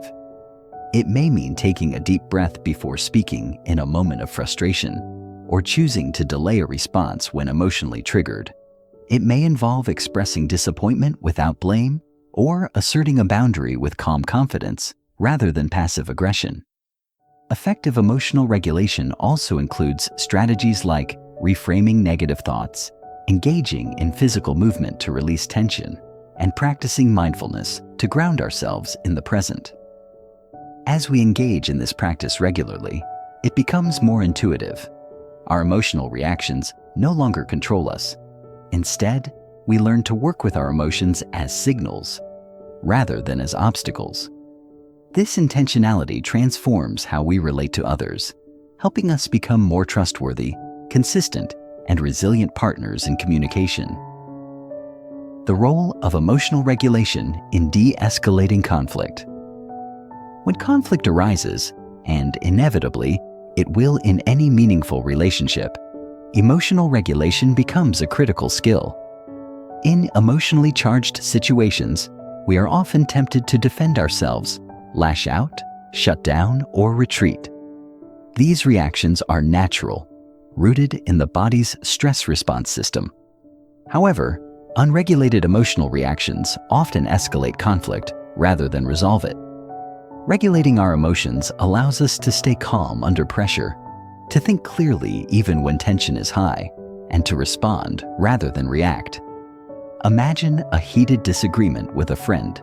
If one person raises their voice, the natural impulse might be to match their volume or shut down and retreat. But with regulation, we can pause, breathe, and choose a different path, perhaps lowering our tone, naming the emotion in the room, or expressing our desire to find common ground. This doesn't mean suppressing our frustration or invalidating our own needs. Rather, it means being intentional about how we express those feelings. When one person in a conflict maintains emotional regulation, it can help soothe the tension and invite the other person into a calmer, more productive dialogue. This de-escalation can preserve relationships, repair ruptures, and build mutual respect over time. Building tolerance for emotional discomfort. One of the hidden aspects of emotional regulation is the development of emotional tolerance, the capacity to sit with uncomfortable feelings without needing to immediately fix, escape, or avoid them. In the realm of social intelligence, this is crucial. Interpersonal situations often evoke discomfort, the awkwardness of confrontation, the vulnerability of asking for what we need, the uncertainty of being misunderstood, or the sadness of witnessing someone else's pain. If we are unable to tolerate these emotions, we may avoid important conversations, offer superficial responses, or detach emotionally. Emotional tolerance allows us to stay present with discomfort long enough to move through it, rather than around it. For example, if a team member criticizes our work in a meeting, the initial wave of embarrassment or defensiveness may be strong.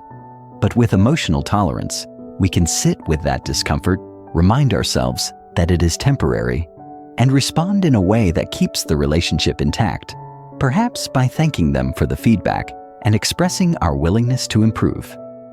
Over time, as we build this tolerance, we become less afraid of difficult emotions and more adept at navigating them with grace. This expands our emotional resilience and makes us more grounded, mature communicators. Regulating emotions to enhance empathic presence. Regulating our emotions is not only about managing our own inner experience, It also has a profound impact on how present and attuned we can be to others.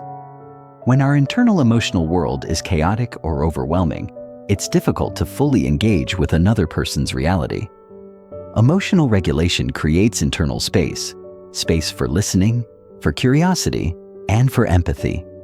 For example, if we enter a conversation anxious and self-absorbed, we may miss subtle cues that indicate the other person is upset or struggling. We may interpret their responses through the lens of our own stress rather than hearing them accurately. But when we are calm, regulated, and grounded, we can be fully present. We can attune ourselves to the rhythms of another person's speech, the shifts in their tone, the emotions behind their words. This presence is a gift. It tells the other person, "I see you. I'm here with you. I care." In this way, regulation becomes the bedrock of empathy and connection. Without it, we may react from projection or defensiveness.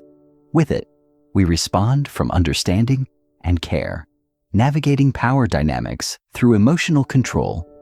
Emotional regulation becomes even more important in situations involving power dynamics, whether in leadership, mentoring, parenting, or negotiations.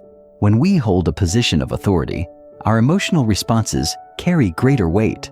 A manager who snaps at an employee in frustration can shatter morale for days. A parent who explodes in anger may cause deep emotional wounds.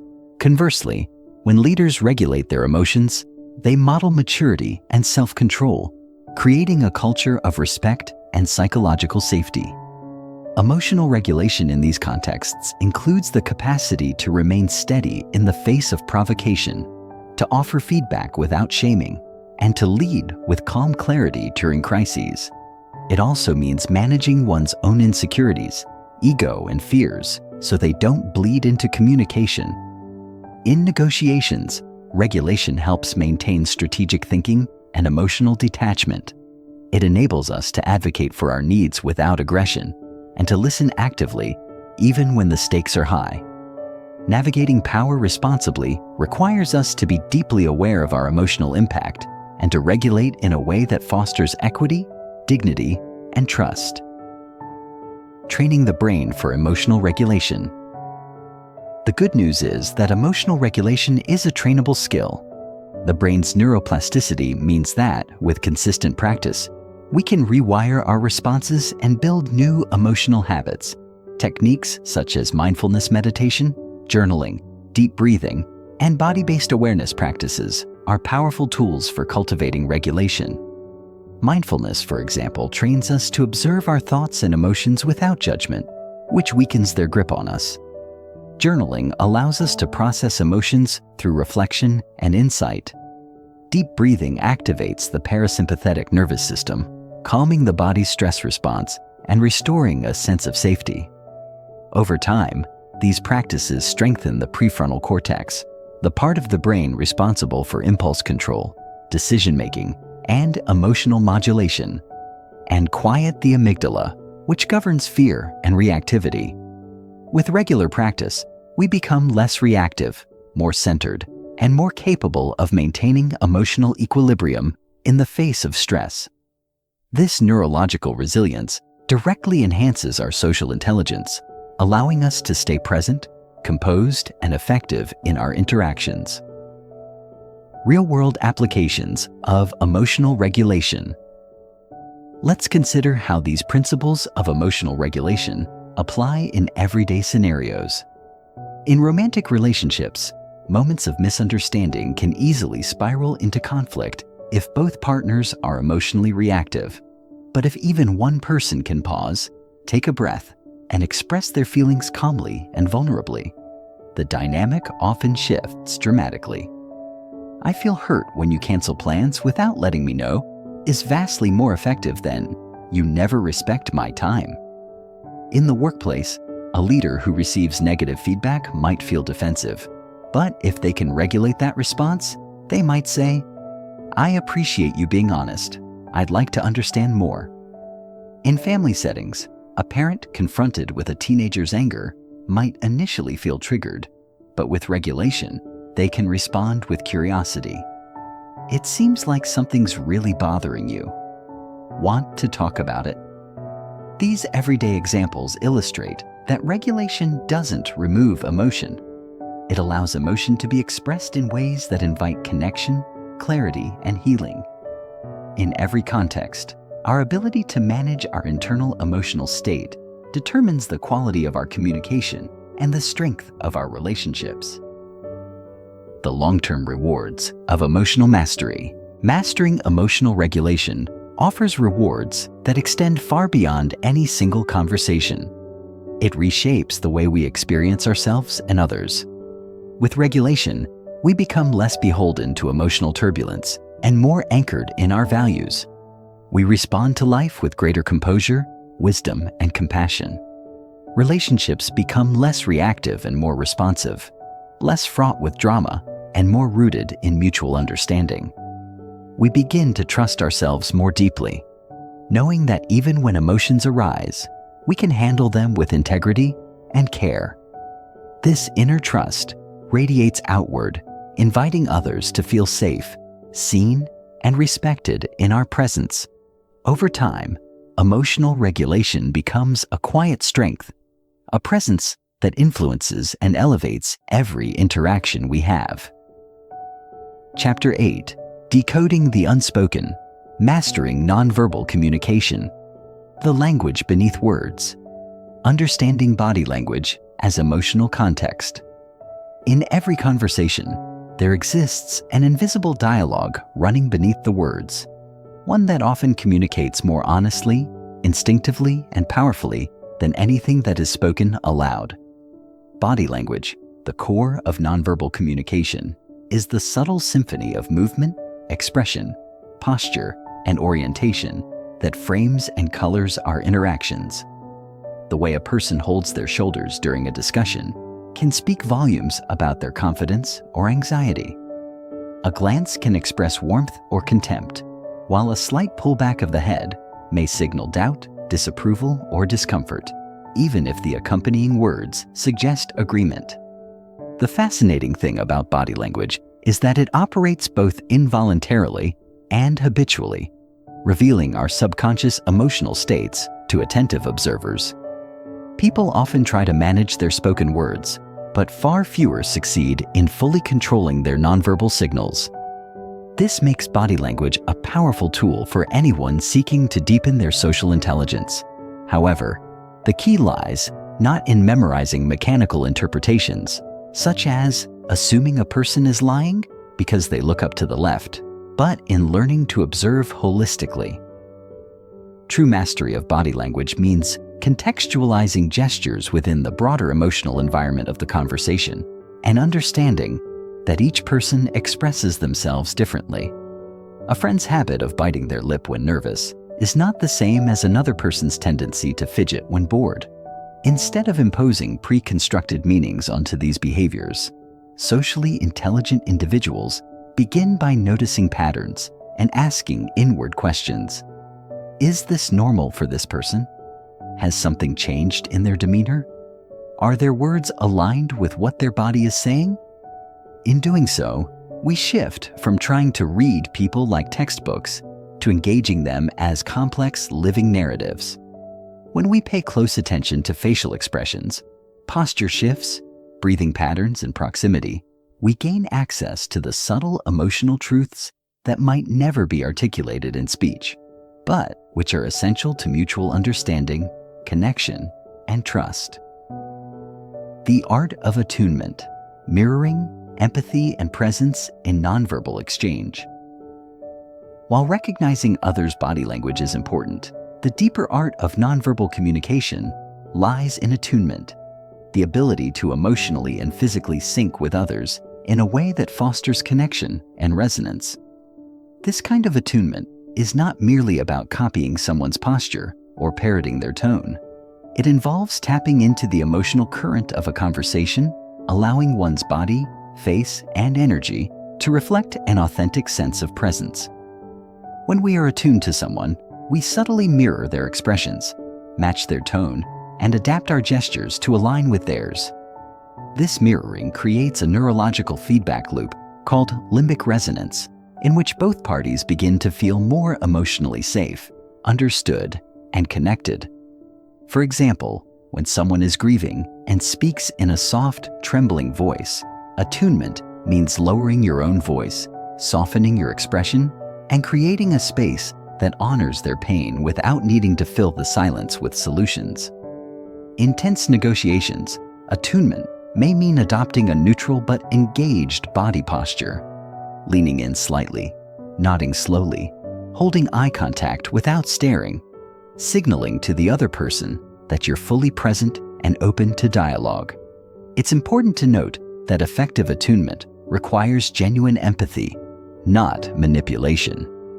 Attempts to use body language techniques to influence others without emotional sincerity are quickly perceived as inauthentic and even threatening. People have a keen instinct for incongruence, and nothing undermines trust faster than when someone's words and demeanor feel out of sync. On the other hand, when attunement is authentic, it creates an almost magnetic effect. The person we're with feels seen, heard, and valued, not just for what they're saying, but for how they're feeling. And we, in turn, begin to sense their emotions in real time, responding with a natural flow that doesn't require scripting or strategizing. This kind of embodied empathy, where our own body becomes a sensitive instrument for relational tuning, forms the core of socially intelligent presence. It allows conversations to unfold more organically and creates a felt sense of connection that words alone cannot achieve. Navigating cultural, personal, and contextual differences in nonverbal cues. Perhaps the most nuanced element of mastering nonverbal communication is learning how to navigate the immense variability in how different people, cultures, and social contexts express and interpret nonverbal cues. The risk of assuming that all gestures and expressions carry universal meaning is a significant pitfall for those trying to develop social intelligence. In some cultures, direct eye contact is a sign of confidence and respect, while in others, it can be perceived as rude or confrontational. A smile may indicate happiness in one setting, but be a polite mask in another. Even within a single culture, individuals differ widely in how they express themselves nonverbally, shaped by their upbringing, personality, emotional conditioning, and neurological wiring. For instance, a neurodivergent person may avoid eye contact not out of disrespect, but because it's overstimulating or uncomfortable. Someone with a history of trauma may flinch or shut down when a voice is raised, even if the speaker's intent is passionate rather than hostile. Developing fluency in nonverbal communication then requires humility and curiosity. It calls for suspending snap judgments and asking instead, what might this signal mean in the context of this person's experience? To interpret body language accurately, we must learn to read patterns over time rather than isolating single gestures. If someone always speaks with their arms crossed, that may simply be their default posture, not a sign of defensiveness. But if they suddenly cross their arms in the middle of a conversation where emotions are running high, that shift could indicate a change in emotional state. Likewise, cultural fluency becomes essential in globalized social and professional environments. The gestures, facial expressions, and physical distance we consider normal may carry very different connotations for someone from another cultural background. To avoid miscommunication, socially intelligent individuals engage in observation and ask clarifying questions when unsure. They learn to attune not only to individuals, but to cultural contexts, recognizing that sensitivity to difference is not a limitation. It's a powerful strength. By expanding our awareness of how nonverbal cues differ across human experience, we reduce assumptions, deepen empathy, and create a more inclusive, respectful way of relating. Ultimately, this sensitivity enhances our capacity for true connection, enabling us to respond with grace, appropriateness, and authenticity, regardless of who we are engaging with. Chapter 9: Emotional Currents: Recognizing, managing and responding to others' emotions. To develop genuine social intelligence, we must go beyond simply observing behavior or deciphering words. We must cultivate the ability to perceive emotional undercurrents, those subtle but powerful feelings that shape and steer conversations, whether acknowledged or not. Every person carries an emotional tone into an interaction, a kind of atmospheric presence that isn't always overt, but profoundly affects the dynamic. A person might be smiling while harboring deep resentment. Another might speak softly, yet radiate frustration through their energy. Emotional awareness, therefore, requires both sensitivity and intention.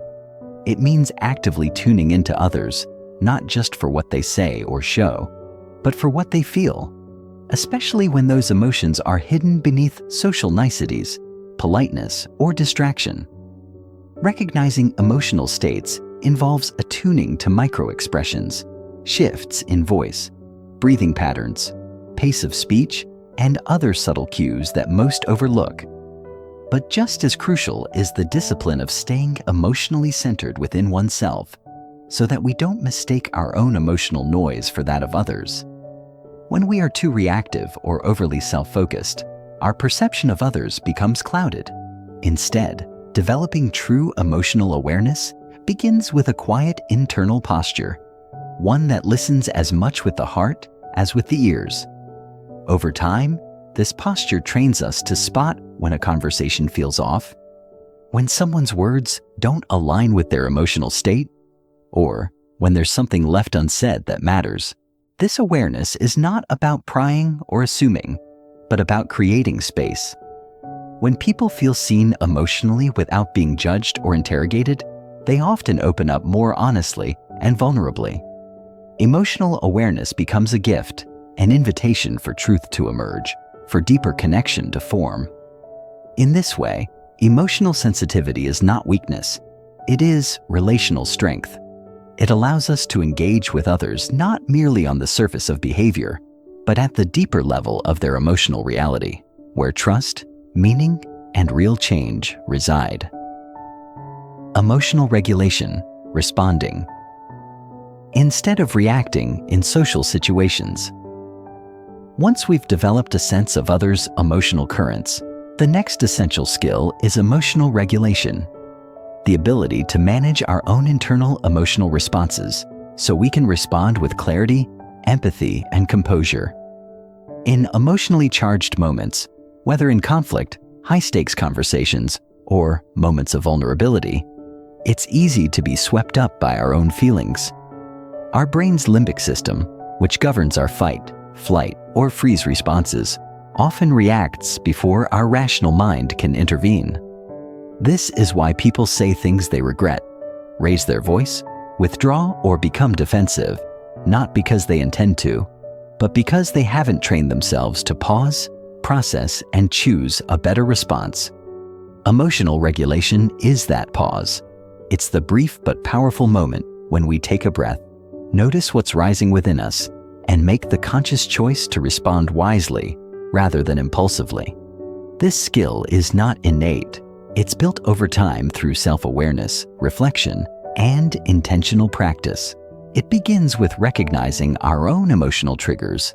What comments or tones make us feel invalidated, angry, dismissed, or afraid? Once we know our triggers, we can anticipate them and build strategies to stay calm when they appear. This might include grounding exercises, such as focusing on your breath, mentally labeling your emotion, or reminding yourself of the larger goal of the conversation. The most socially intelligent people are not those who never feel strong emotions, but those who can stay present and composed while experiencing them. They know how to be angry without being cruel, to feel hurt without shutting down, and to be passionate without overpowering others. This kind of regulated emotional presence makes us not only more trustworthy, but also more influential, because people feel safer around us. They sense that we won't explode, collapse, or run away when things get hard. In professional settings, this composure can elevate your leadership. In personal relationships, it can transform conflict into connection.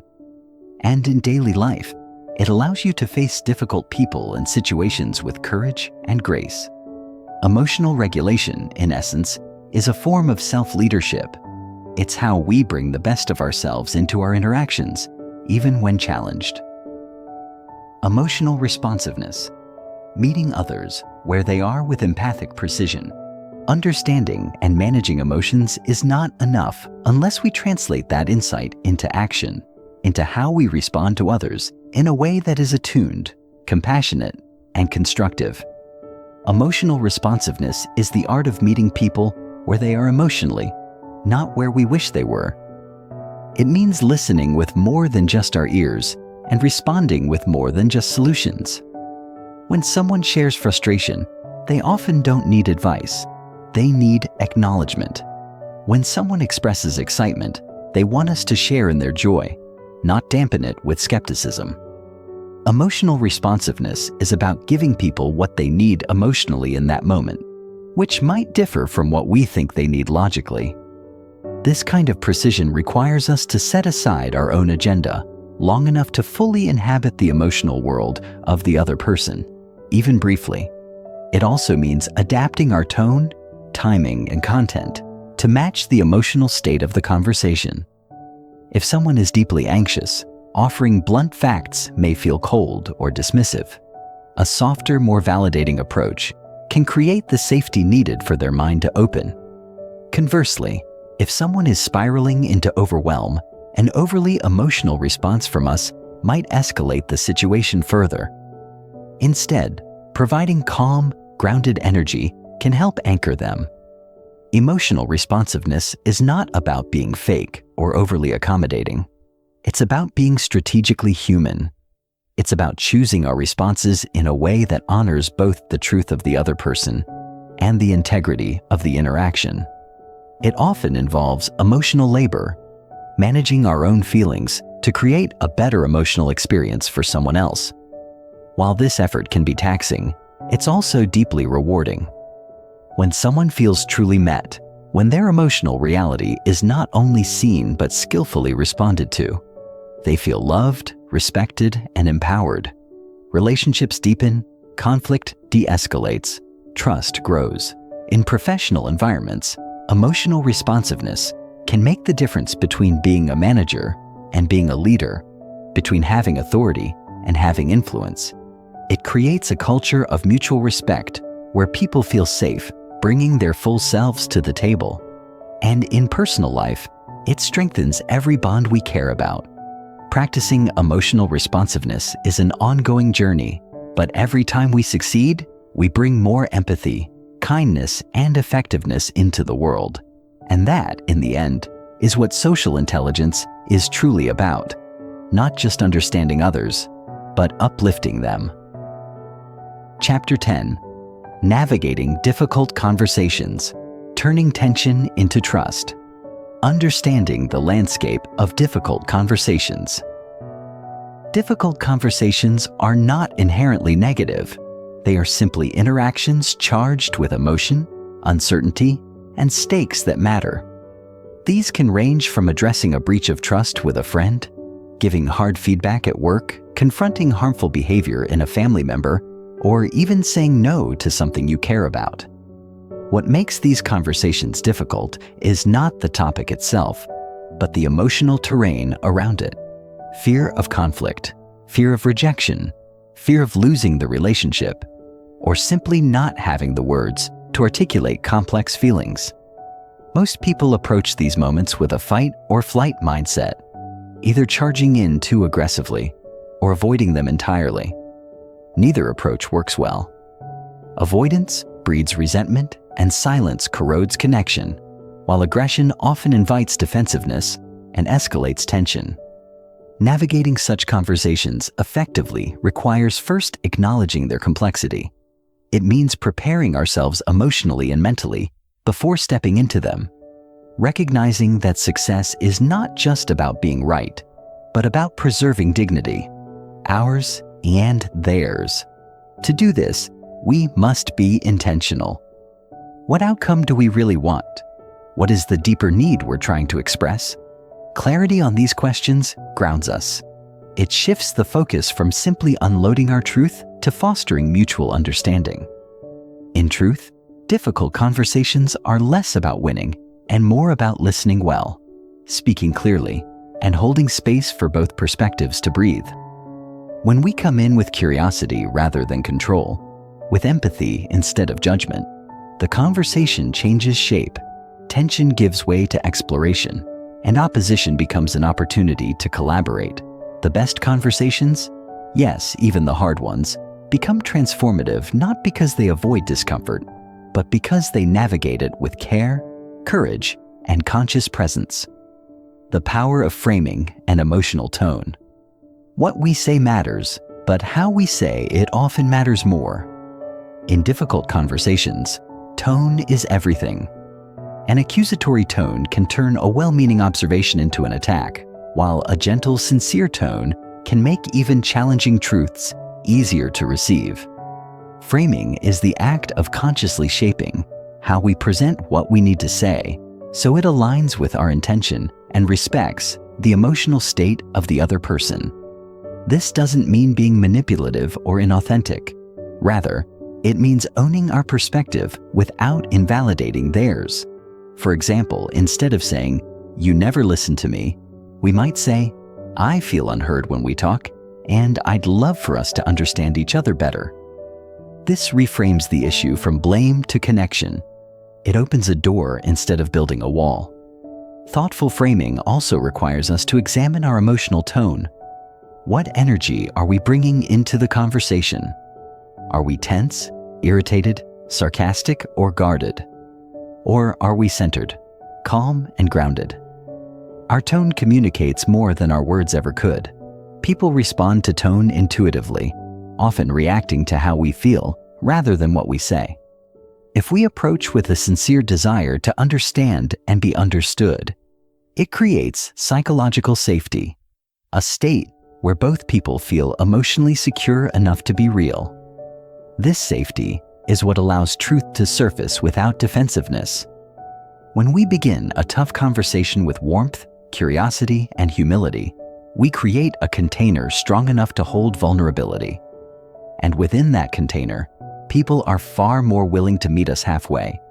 They don't feel cornered, they feel seen. So before any difficult conversation, check your tone and reframe your message. Ask yourself, is my language clear but kind? Am I expressing feelings without assigning blame? Am I inviting dialogue or demanding compliance? These questions don't dilute the truth, they refine it. They ensure that our message lands not as an attack, but as an offering, honest, courageous, and rooted in care. Listening as leadership, creating space for resolution. Most people think of difficult conversations as moments where we must speak bravely, but often our real power lies in listening. Listening is not passive. It's one of the most active, courageous things we can do in a conversation filled with tension. It requires us to quiet the mental noise of rebuttals, defenses, and assumptions long enough to actually receive the other person's experience. This kind of listening is not about waiting for our turn to speak. It's about entering their emotional world with humility and openness. It's about saying, through our presence as much as our words, "You matter. Your view matters. I'm here, and I'm listening." When someone feels truly heard, they no longer need to shout. Their defenses lower, their pain softens, and a new possibility emerges: mutual understanding. But listening at this level doesn't mean agreeing with everything.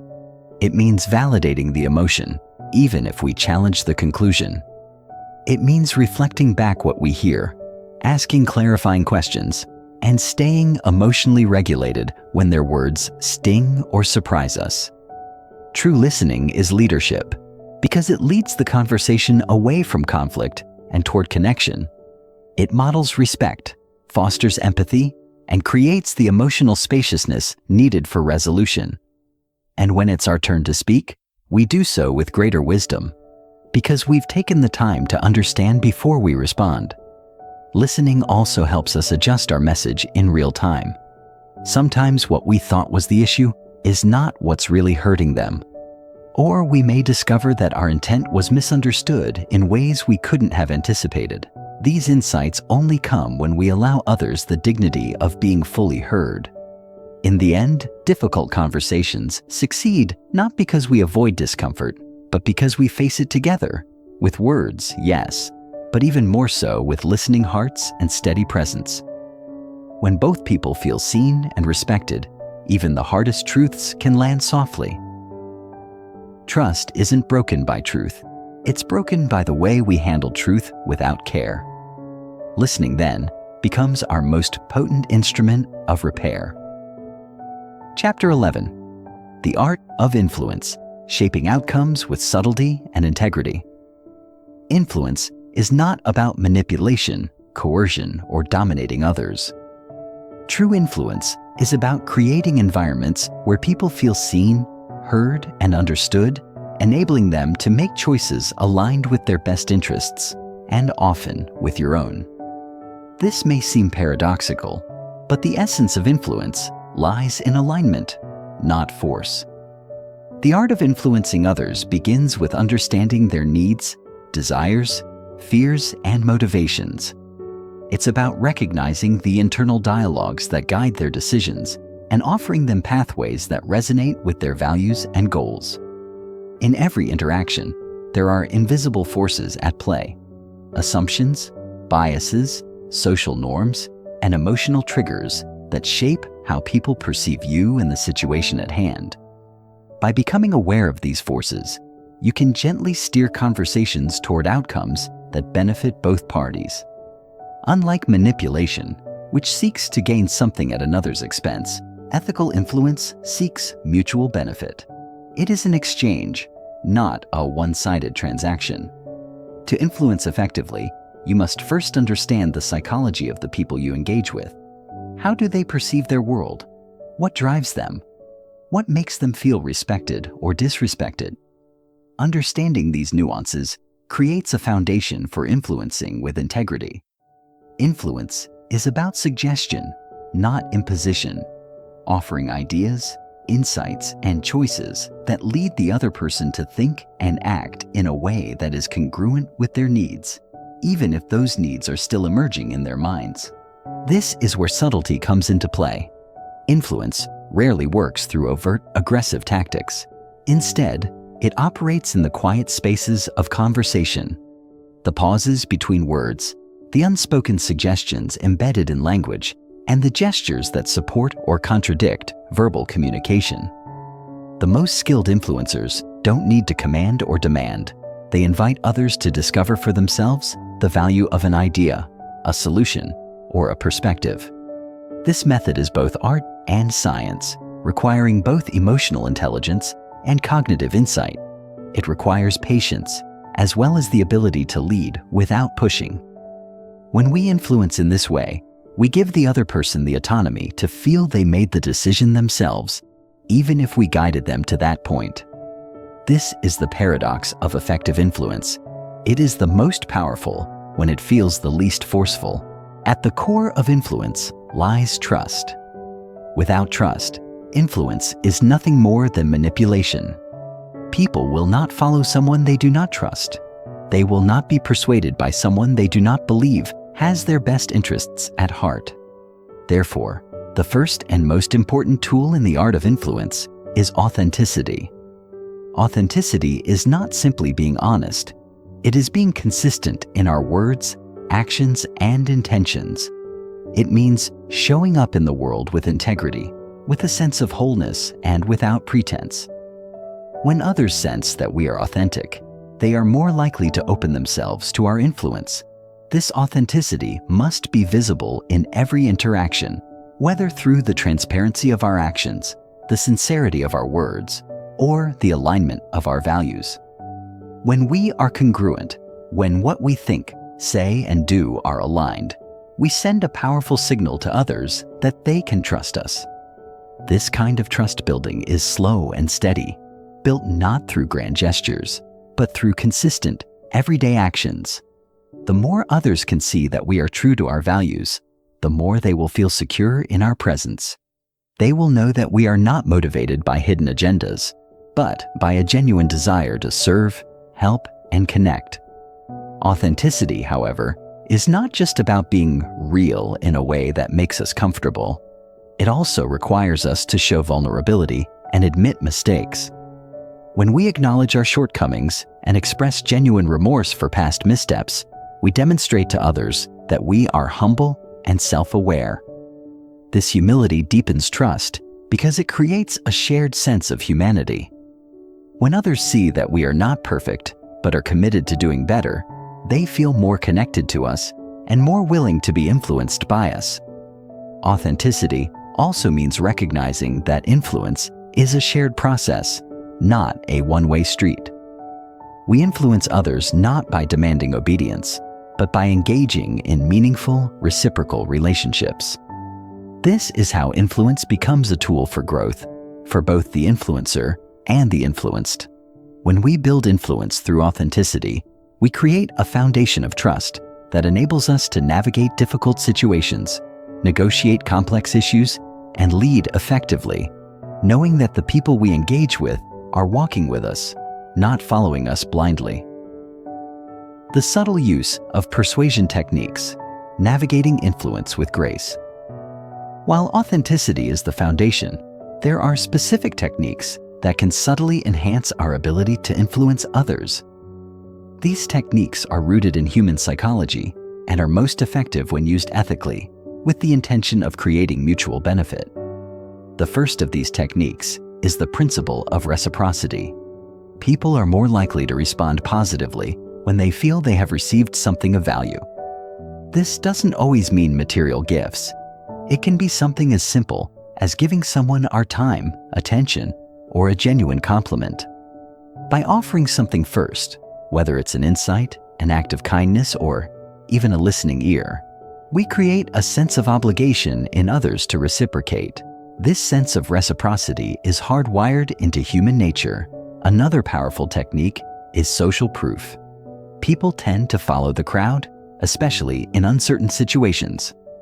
When we can subtly show that others are aligned with our perspective through examples, testimonials, or demonstrations of collective agreement, we make it easier for others to adopt our viewpoint.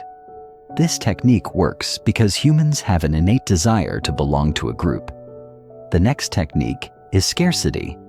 We tend to value things more when we believe they are scarce or limited in some way.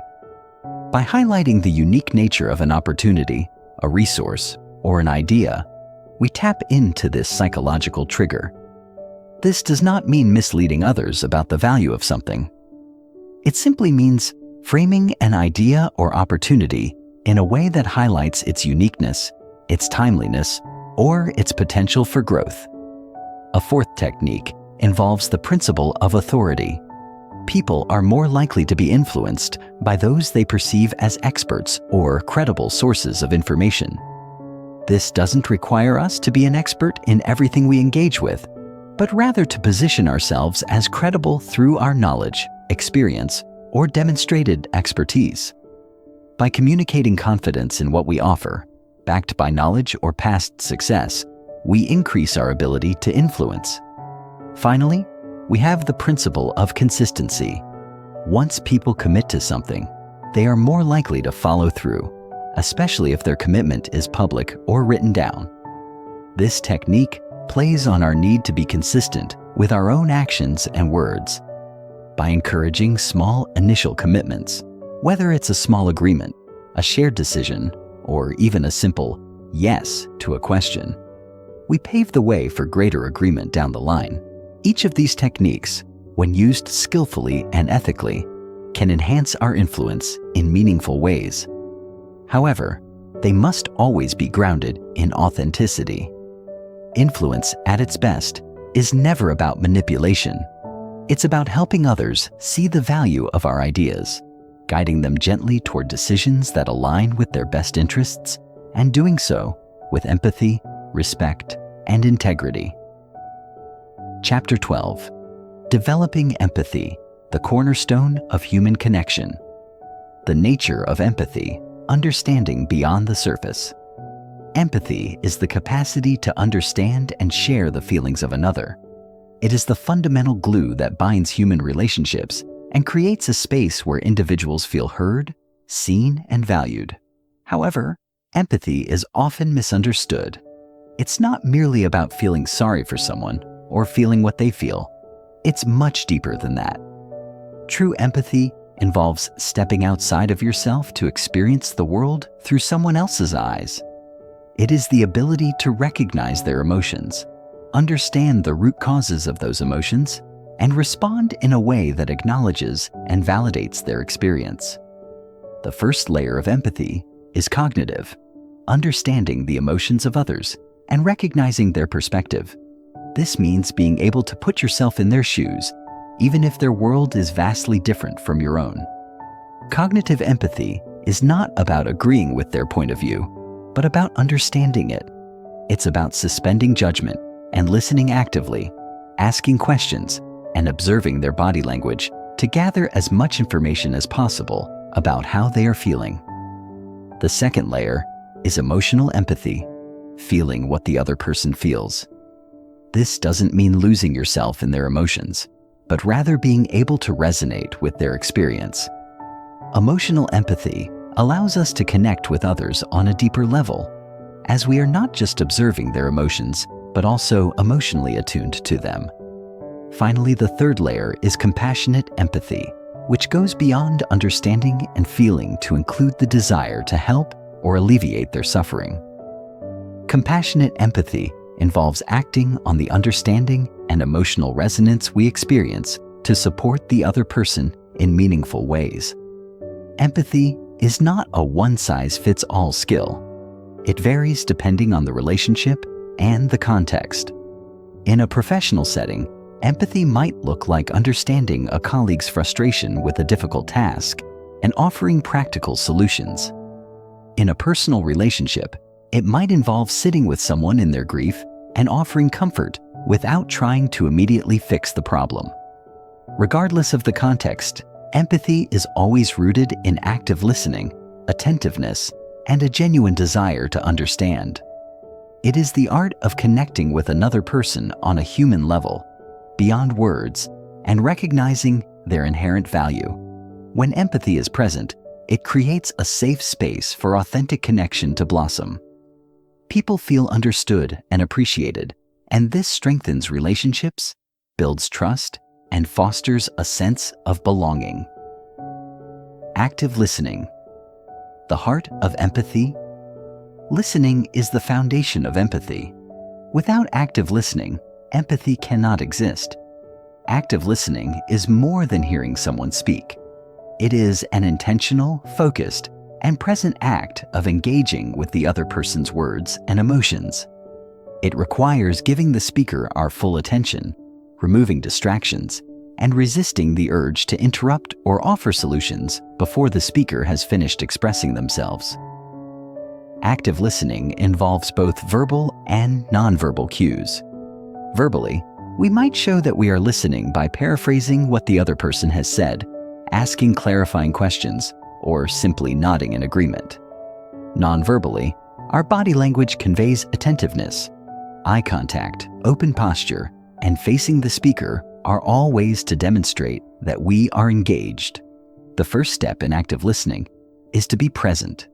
This means putting aside our thoughts, judgments, and distractions to focus entirely on the speaker. We might need to quiet our internal dialogue and stop formulating our response while the other person is talking. By doing so, we create a space where the speaker feels safe and valued. The second step is to reflect what we have heard. This might involve summarizing what the person has said to ensure that we understand their message accurately.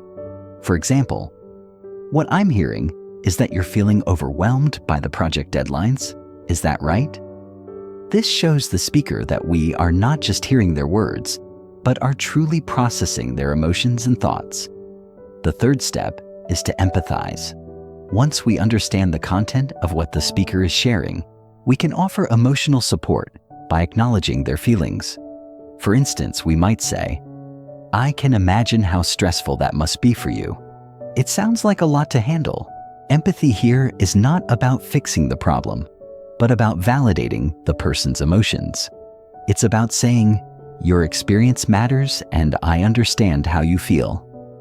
Active listening requires us to be patient and non-judgmental.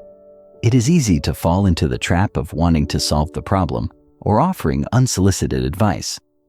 But empathy thrives when we resist the urge to fix and simply hold space for the other person to express themselves. Sometimes, the best thing we can do for someone is to listen without offering solutions, just providing a compassionate presence.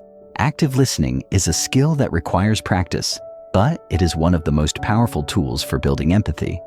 When we listen with empathy, we create an environment where people feel seen, heard, and valued. And that is the essence of human connection. Cultivating empathy, practices for developing deeper connections. While some people may have a natural inclination toward empathy, it is a skill that can be cultivated and strengthened over time. Developing empathy requires intentional practice and a willingness to step outside of ourselves to understand others. One practice for cultivating empathy is perspective taking. This involves intentionally imagining ourselves in someone else's shoes and considering their thoughts, feelings, and experiences. It may be helpful to ask ourselves, what might they be going through right now? How might they be feeling in this moment? By doing so, we expand our capacity to empathize with people from different walks of life, especially when their experiences differ from our own. Perspective taking helps us overcome biases, assumptions, and stereotypes by allowing us to see the world from someone else's viewpoint. Another practice for cultivating empathy is engaging in active emotional recognition. This involves paying attention to the emotions we are experiencing and becoming more attuned to the emotions of others.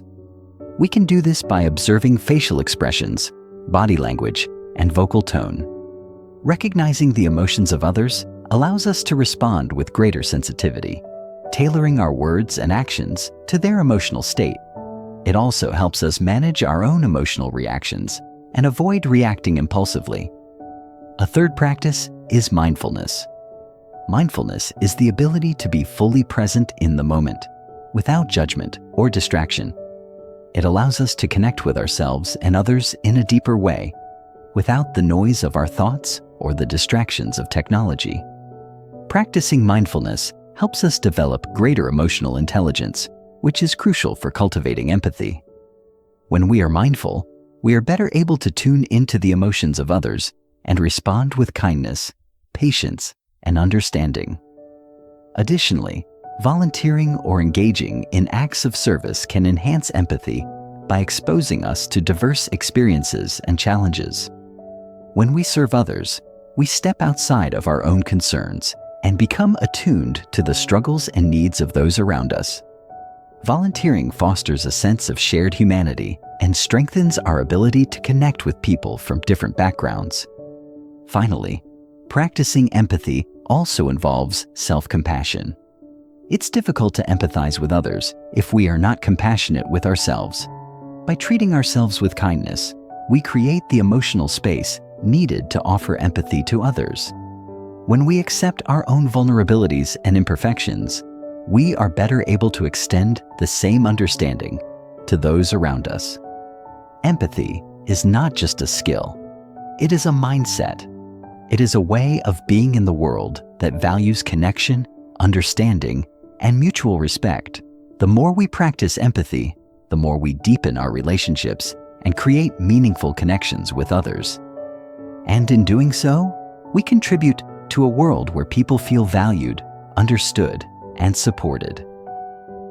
Chapter 13, Conflict Resolution, Turning Challenges into Opportunities for Growth. The nature of conflict, understanding the roots and dynamics. Conflict is a natural part of human interaction. It's inevitable that, at some point, differing viewpoints, misunderstandings, or misaligned interests will lead to tension. However, conflict, when approached with the right mindset, need not be destructive. In fact, conflict can be a powerful catalyst for growth, innovation, and deeper connection. The first step in effective conflict resolution is understanding that conflict often arises from unmet needs or desires. When people's core needs, whether for respect, validation, or understanding, are threatened, emotions flare. These emotional responses are often what drive the conflict, overshadowing the logical or factual elements of the disagreement. Understanding this emotional undercurrent is critical to resolving conflicts in a healthy way. Conflict is rarely just about the issue at hand. It's often about how people feel about the issue. This is where emotional intelligence comes into play. It's not enough to address the problem. We must also address the feelings associated with it. When we fail to recognize the emotional dynamics at play, conflict can escalate quickly, leading to defensiveness, anger, or even withdrawal. However, when we take the time to understand the emotions fueling the conflict, we can move beyond surface-level disagreements to a place of deeper understanding. Another crucial aspect of conflict is that it often involves differing perspectives. Two people can experience the same situation in entirely different ways, depending on their backgrounds, values, and experiences. Recognizing that everyone has a unique lens through which they view the world is vital to resolving conflict. This perspective-taking allows us to approach disagreements with a sense of curiosity rather than judgment. Instead of assuming that our way is the only valid way, we open ourselves to understanding why the other person feels the way they do. The ultimate goal in conflict resolution is not to win, but to create an outcome that acknowledges both parties' needs, respects their perspectives, and fosters mutual understanding.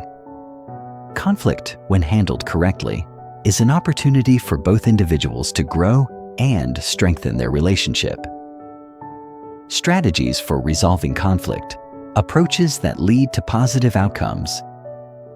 The next step in resolving conflict is developing strategies that allow for both individuals to feel heard, respected, and understood.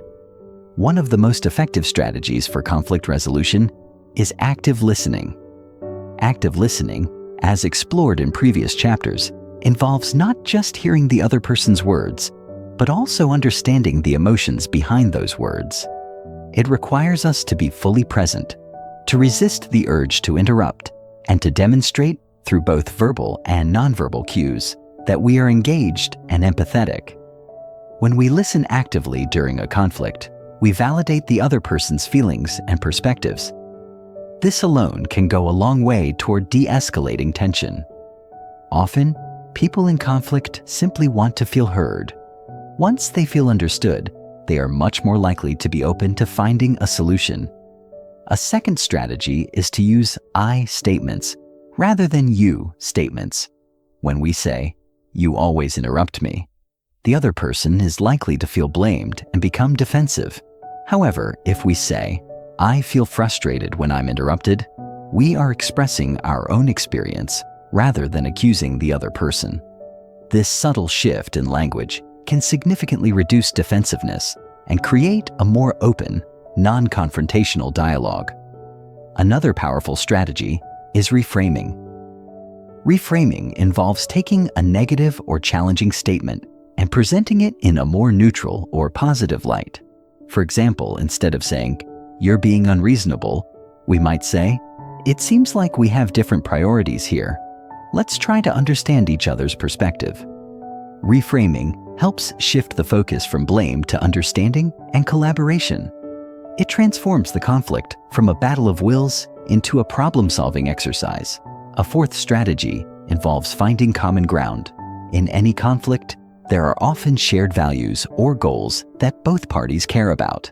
For example, in a workplace conflict, both parties may be committed to the success of the project or the well-being of the team. By identifying these common goals, we create a foundation on which to build a resolution. Instead of focusing solely on differences, we can emphasize what we both stand to gain by working together. The final strategy is seeking win-win solutions. In many conflicts, both parties assume that they must compromise on something in order to resolve the issue. However, a win-win solution is one in which both individuals feel that their needs have been met in a fair and balanced way. Achieving a win-win solution requires creativity, collaboration, and a willingness to think outside the box. It may involve finding new ways to meet both parties' needs or exploring alternative solutions that satisfy both sides. Resolving conflict is not about defeating the other person. It is about finding a way to move forward together. By employing these strategies, active listening, I statements, reframing, finding common ground, and seeking win-win solutions, we can transform conflict into an opportunity for growth and understanding.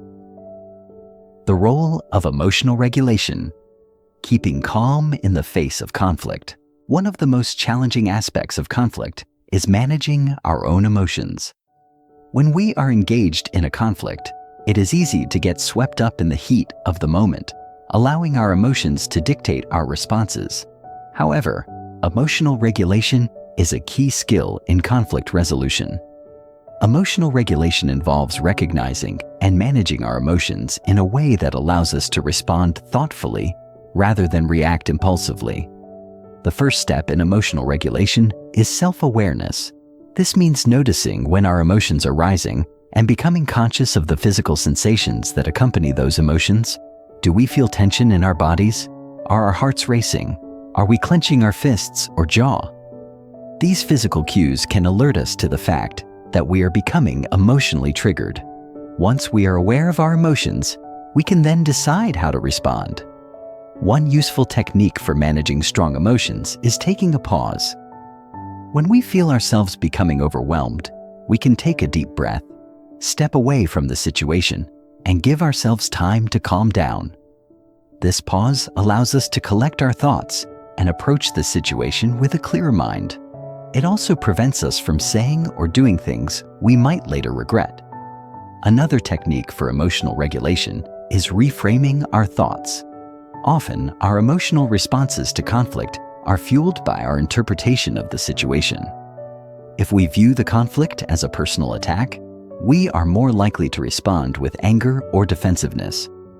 However, if we reframe the situation as a misunderstanding or a difference in perspective, we are more likely to approach the conflict with curiosity and openness. Mindfulness practices, such as deep breathing or meditation, can also help regulate our emotions in high-stress situations. These practices allow us to remain present, calm, and grounded, even when the conversation becomes tense. Finally, empathy plays a crucial role in emotional regulation. When we empathize with the other person's feelings, we are less likely to become defensive or reactive. By recognizing their emotions and understanding their perspective, we create an emotional space where we can respond with kindness and patience. Emotional regulation is not about suppressing our feelings or pretending that we are not upset. Rather, it is about acknowledging our emotions and choosing to respond in a way that aligns with our values and goals. By regulating our emotions during conflict, we maintain control over the situation, ensuring that the resolution is constructive and collaborative.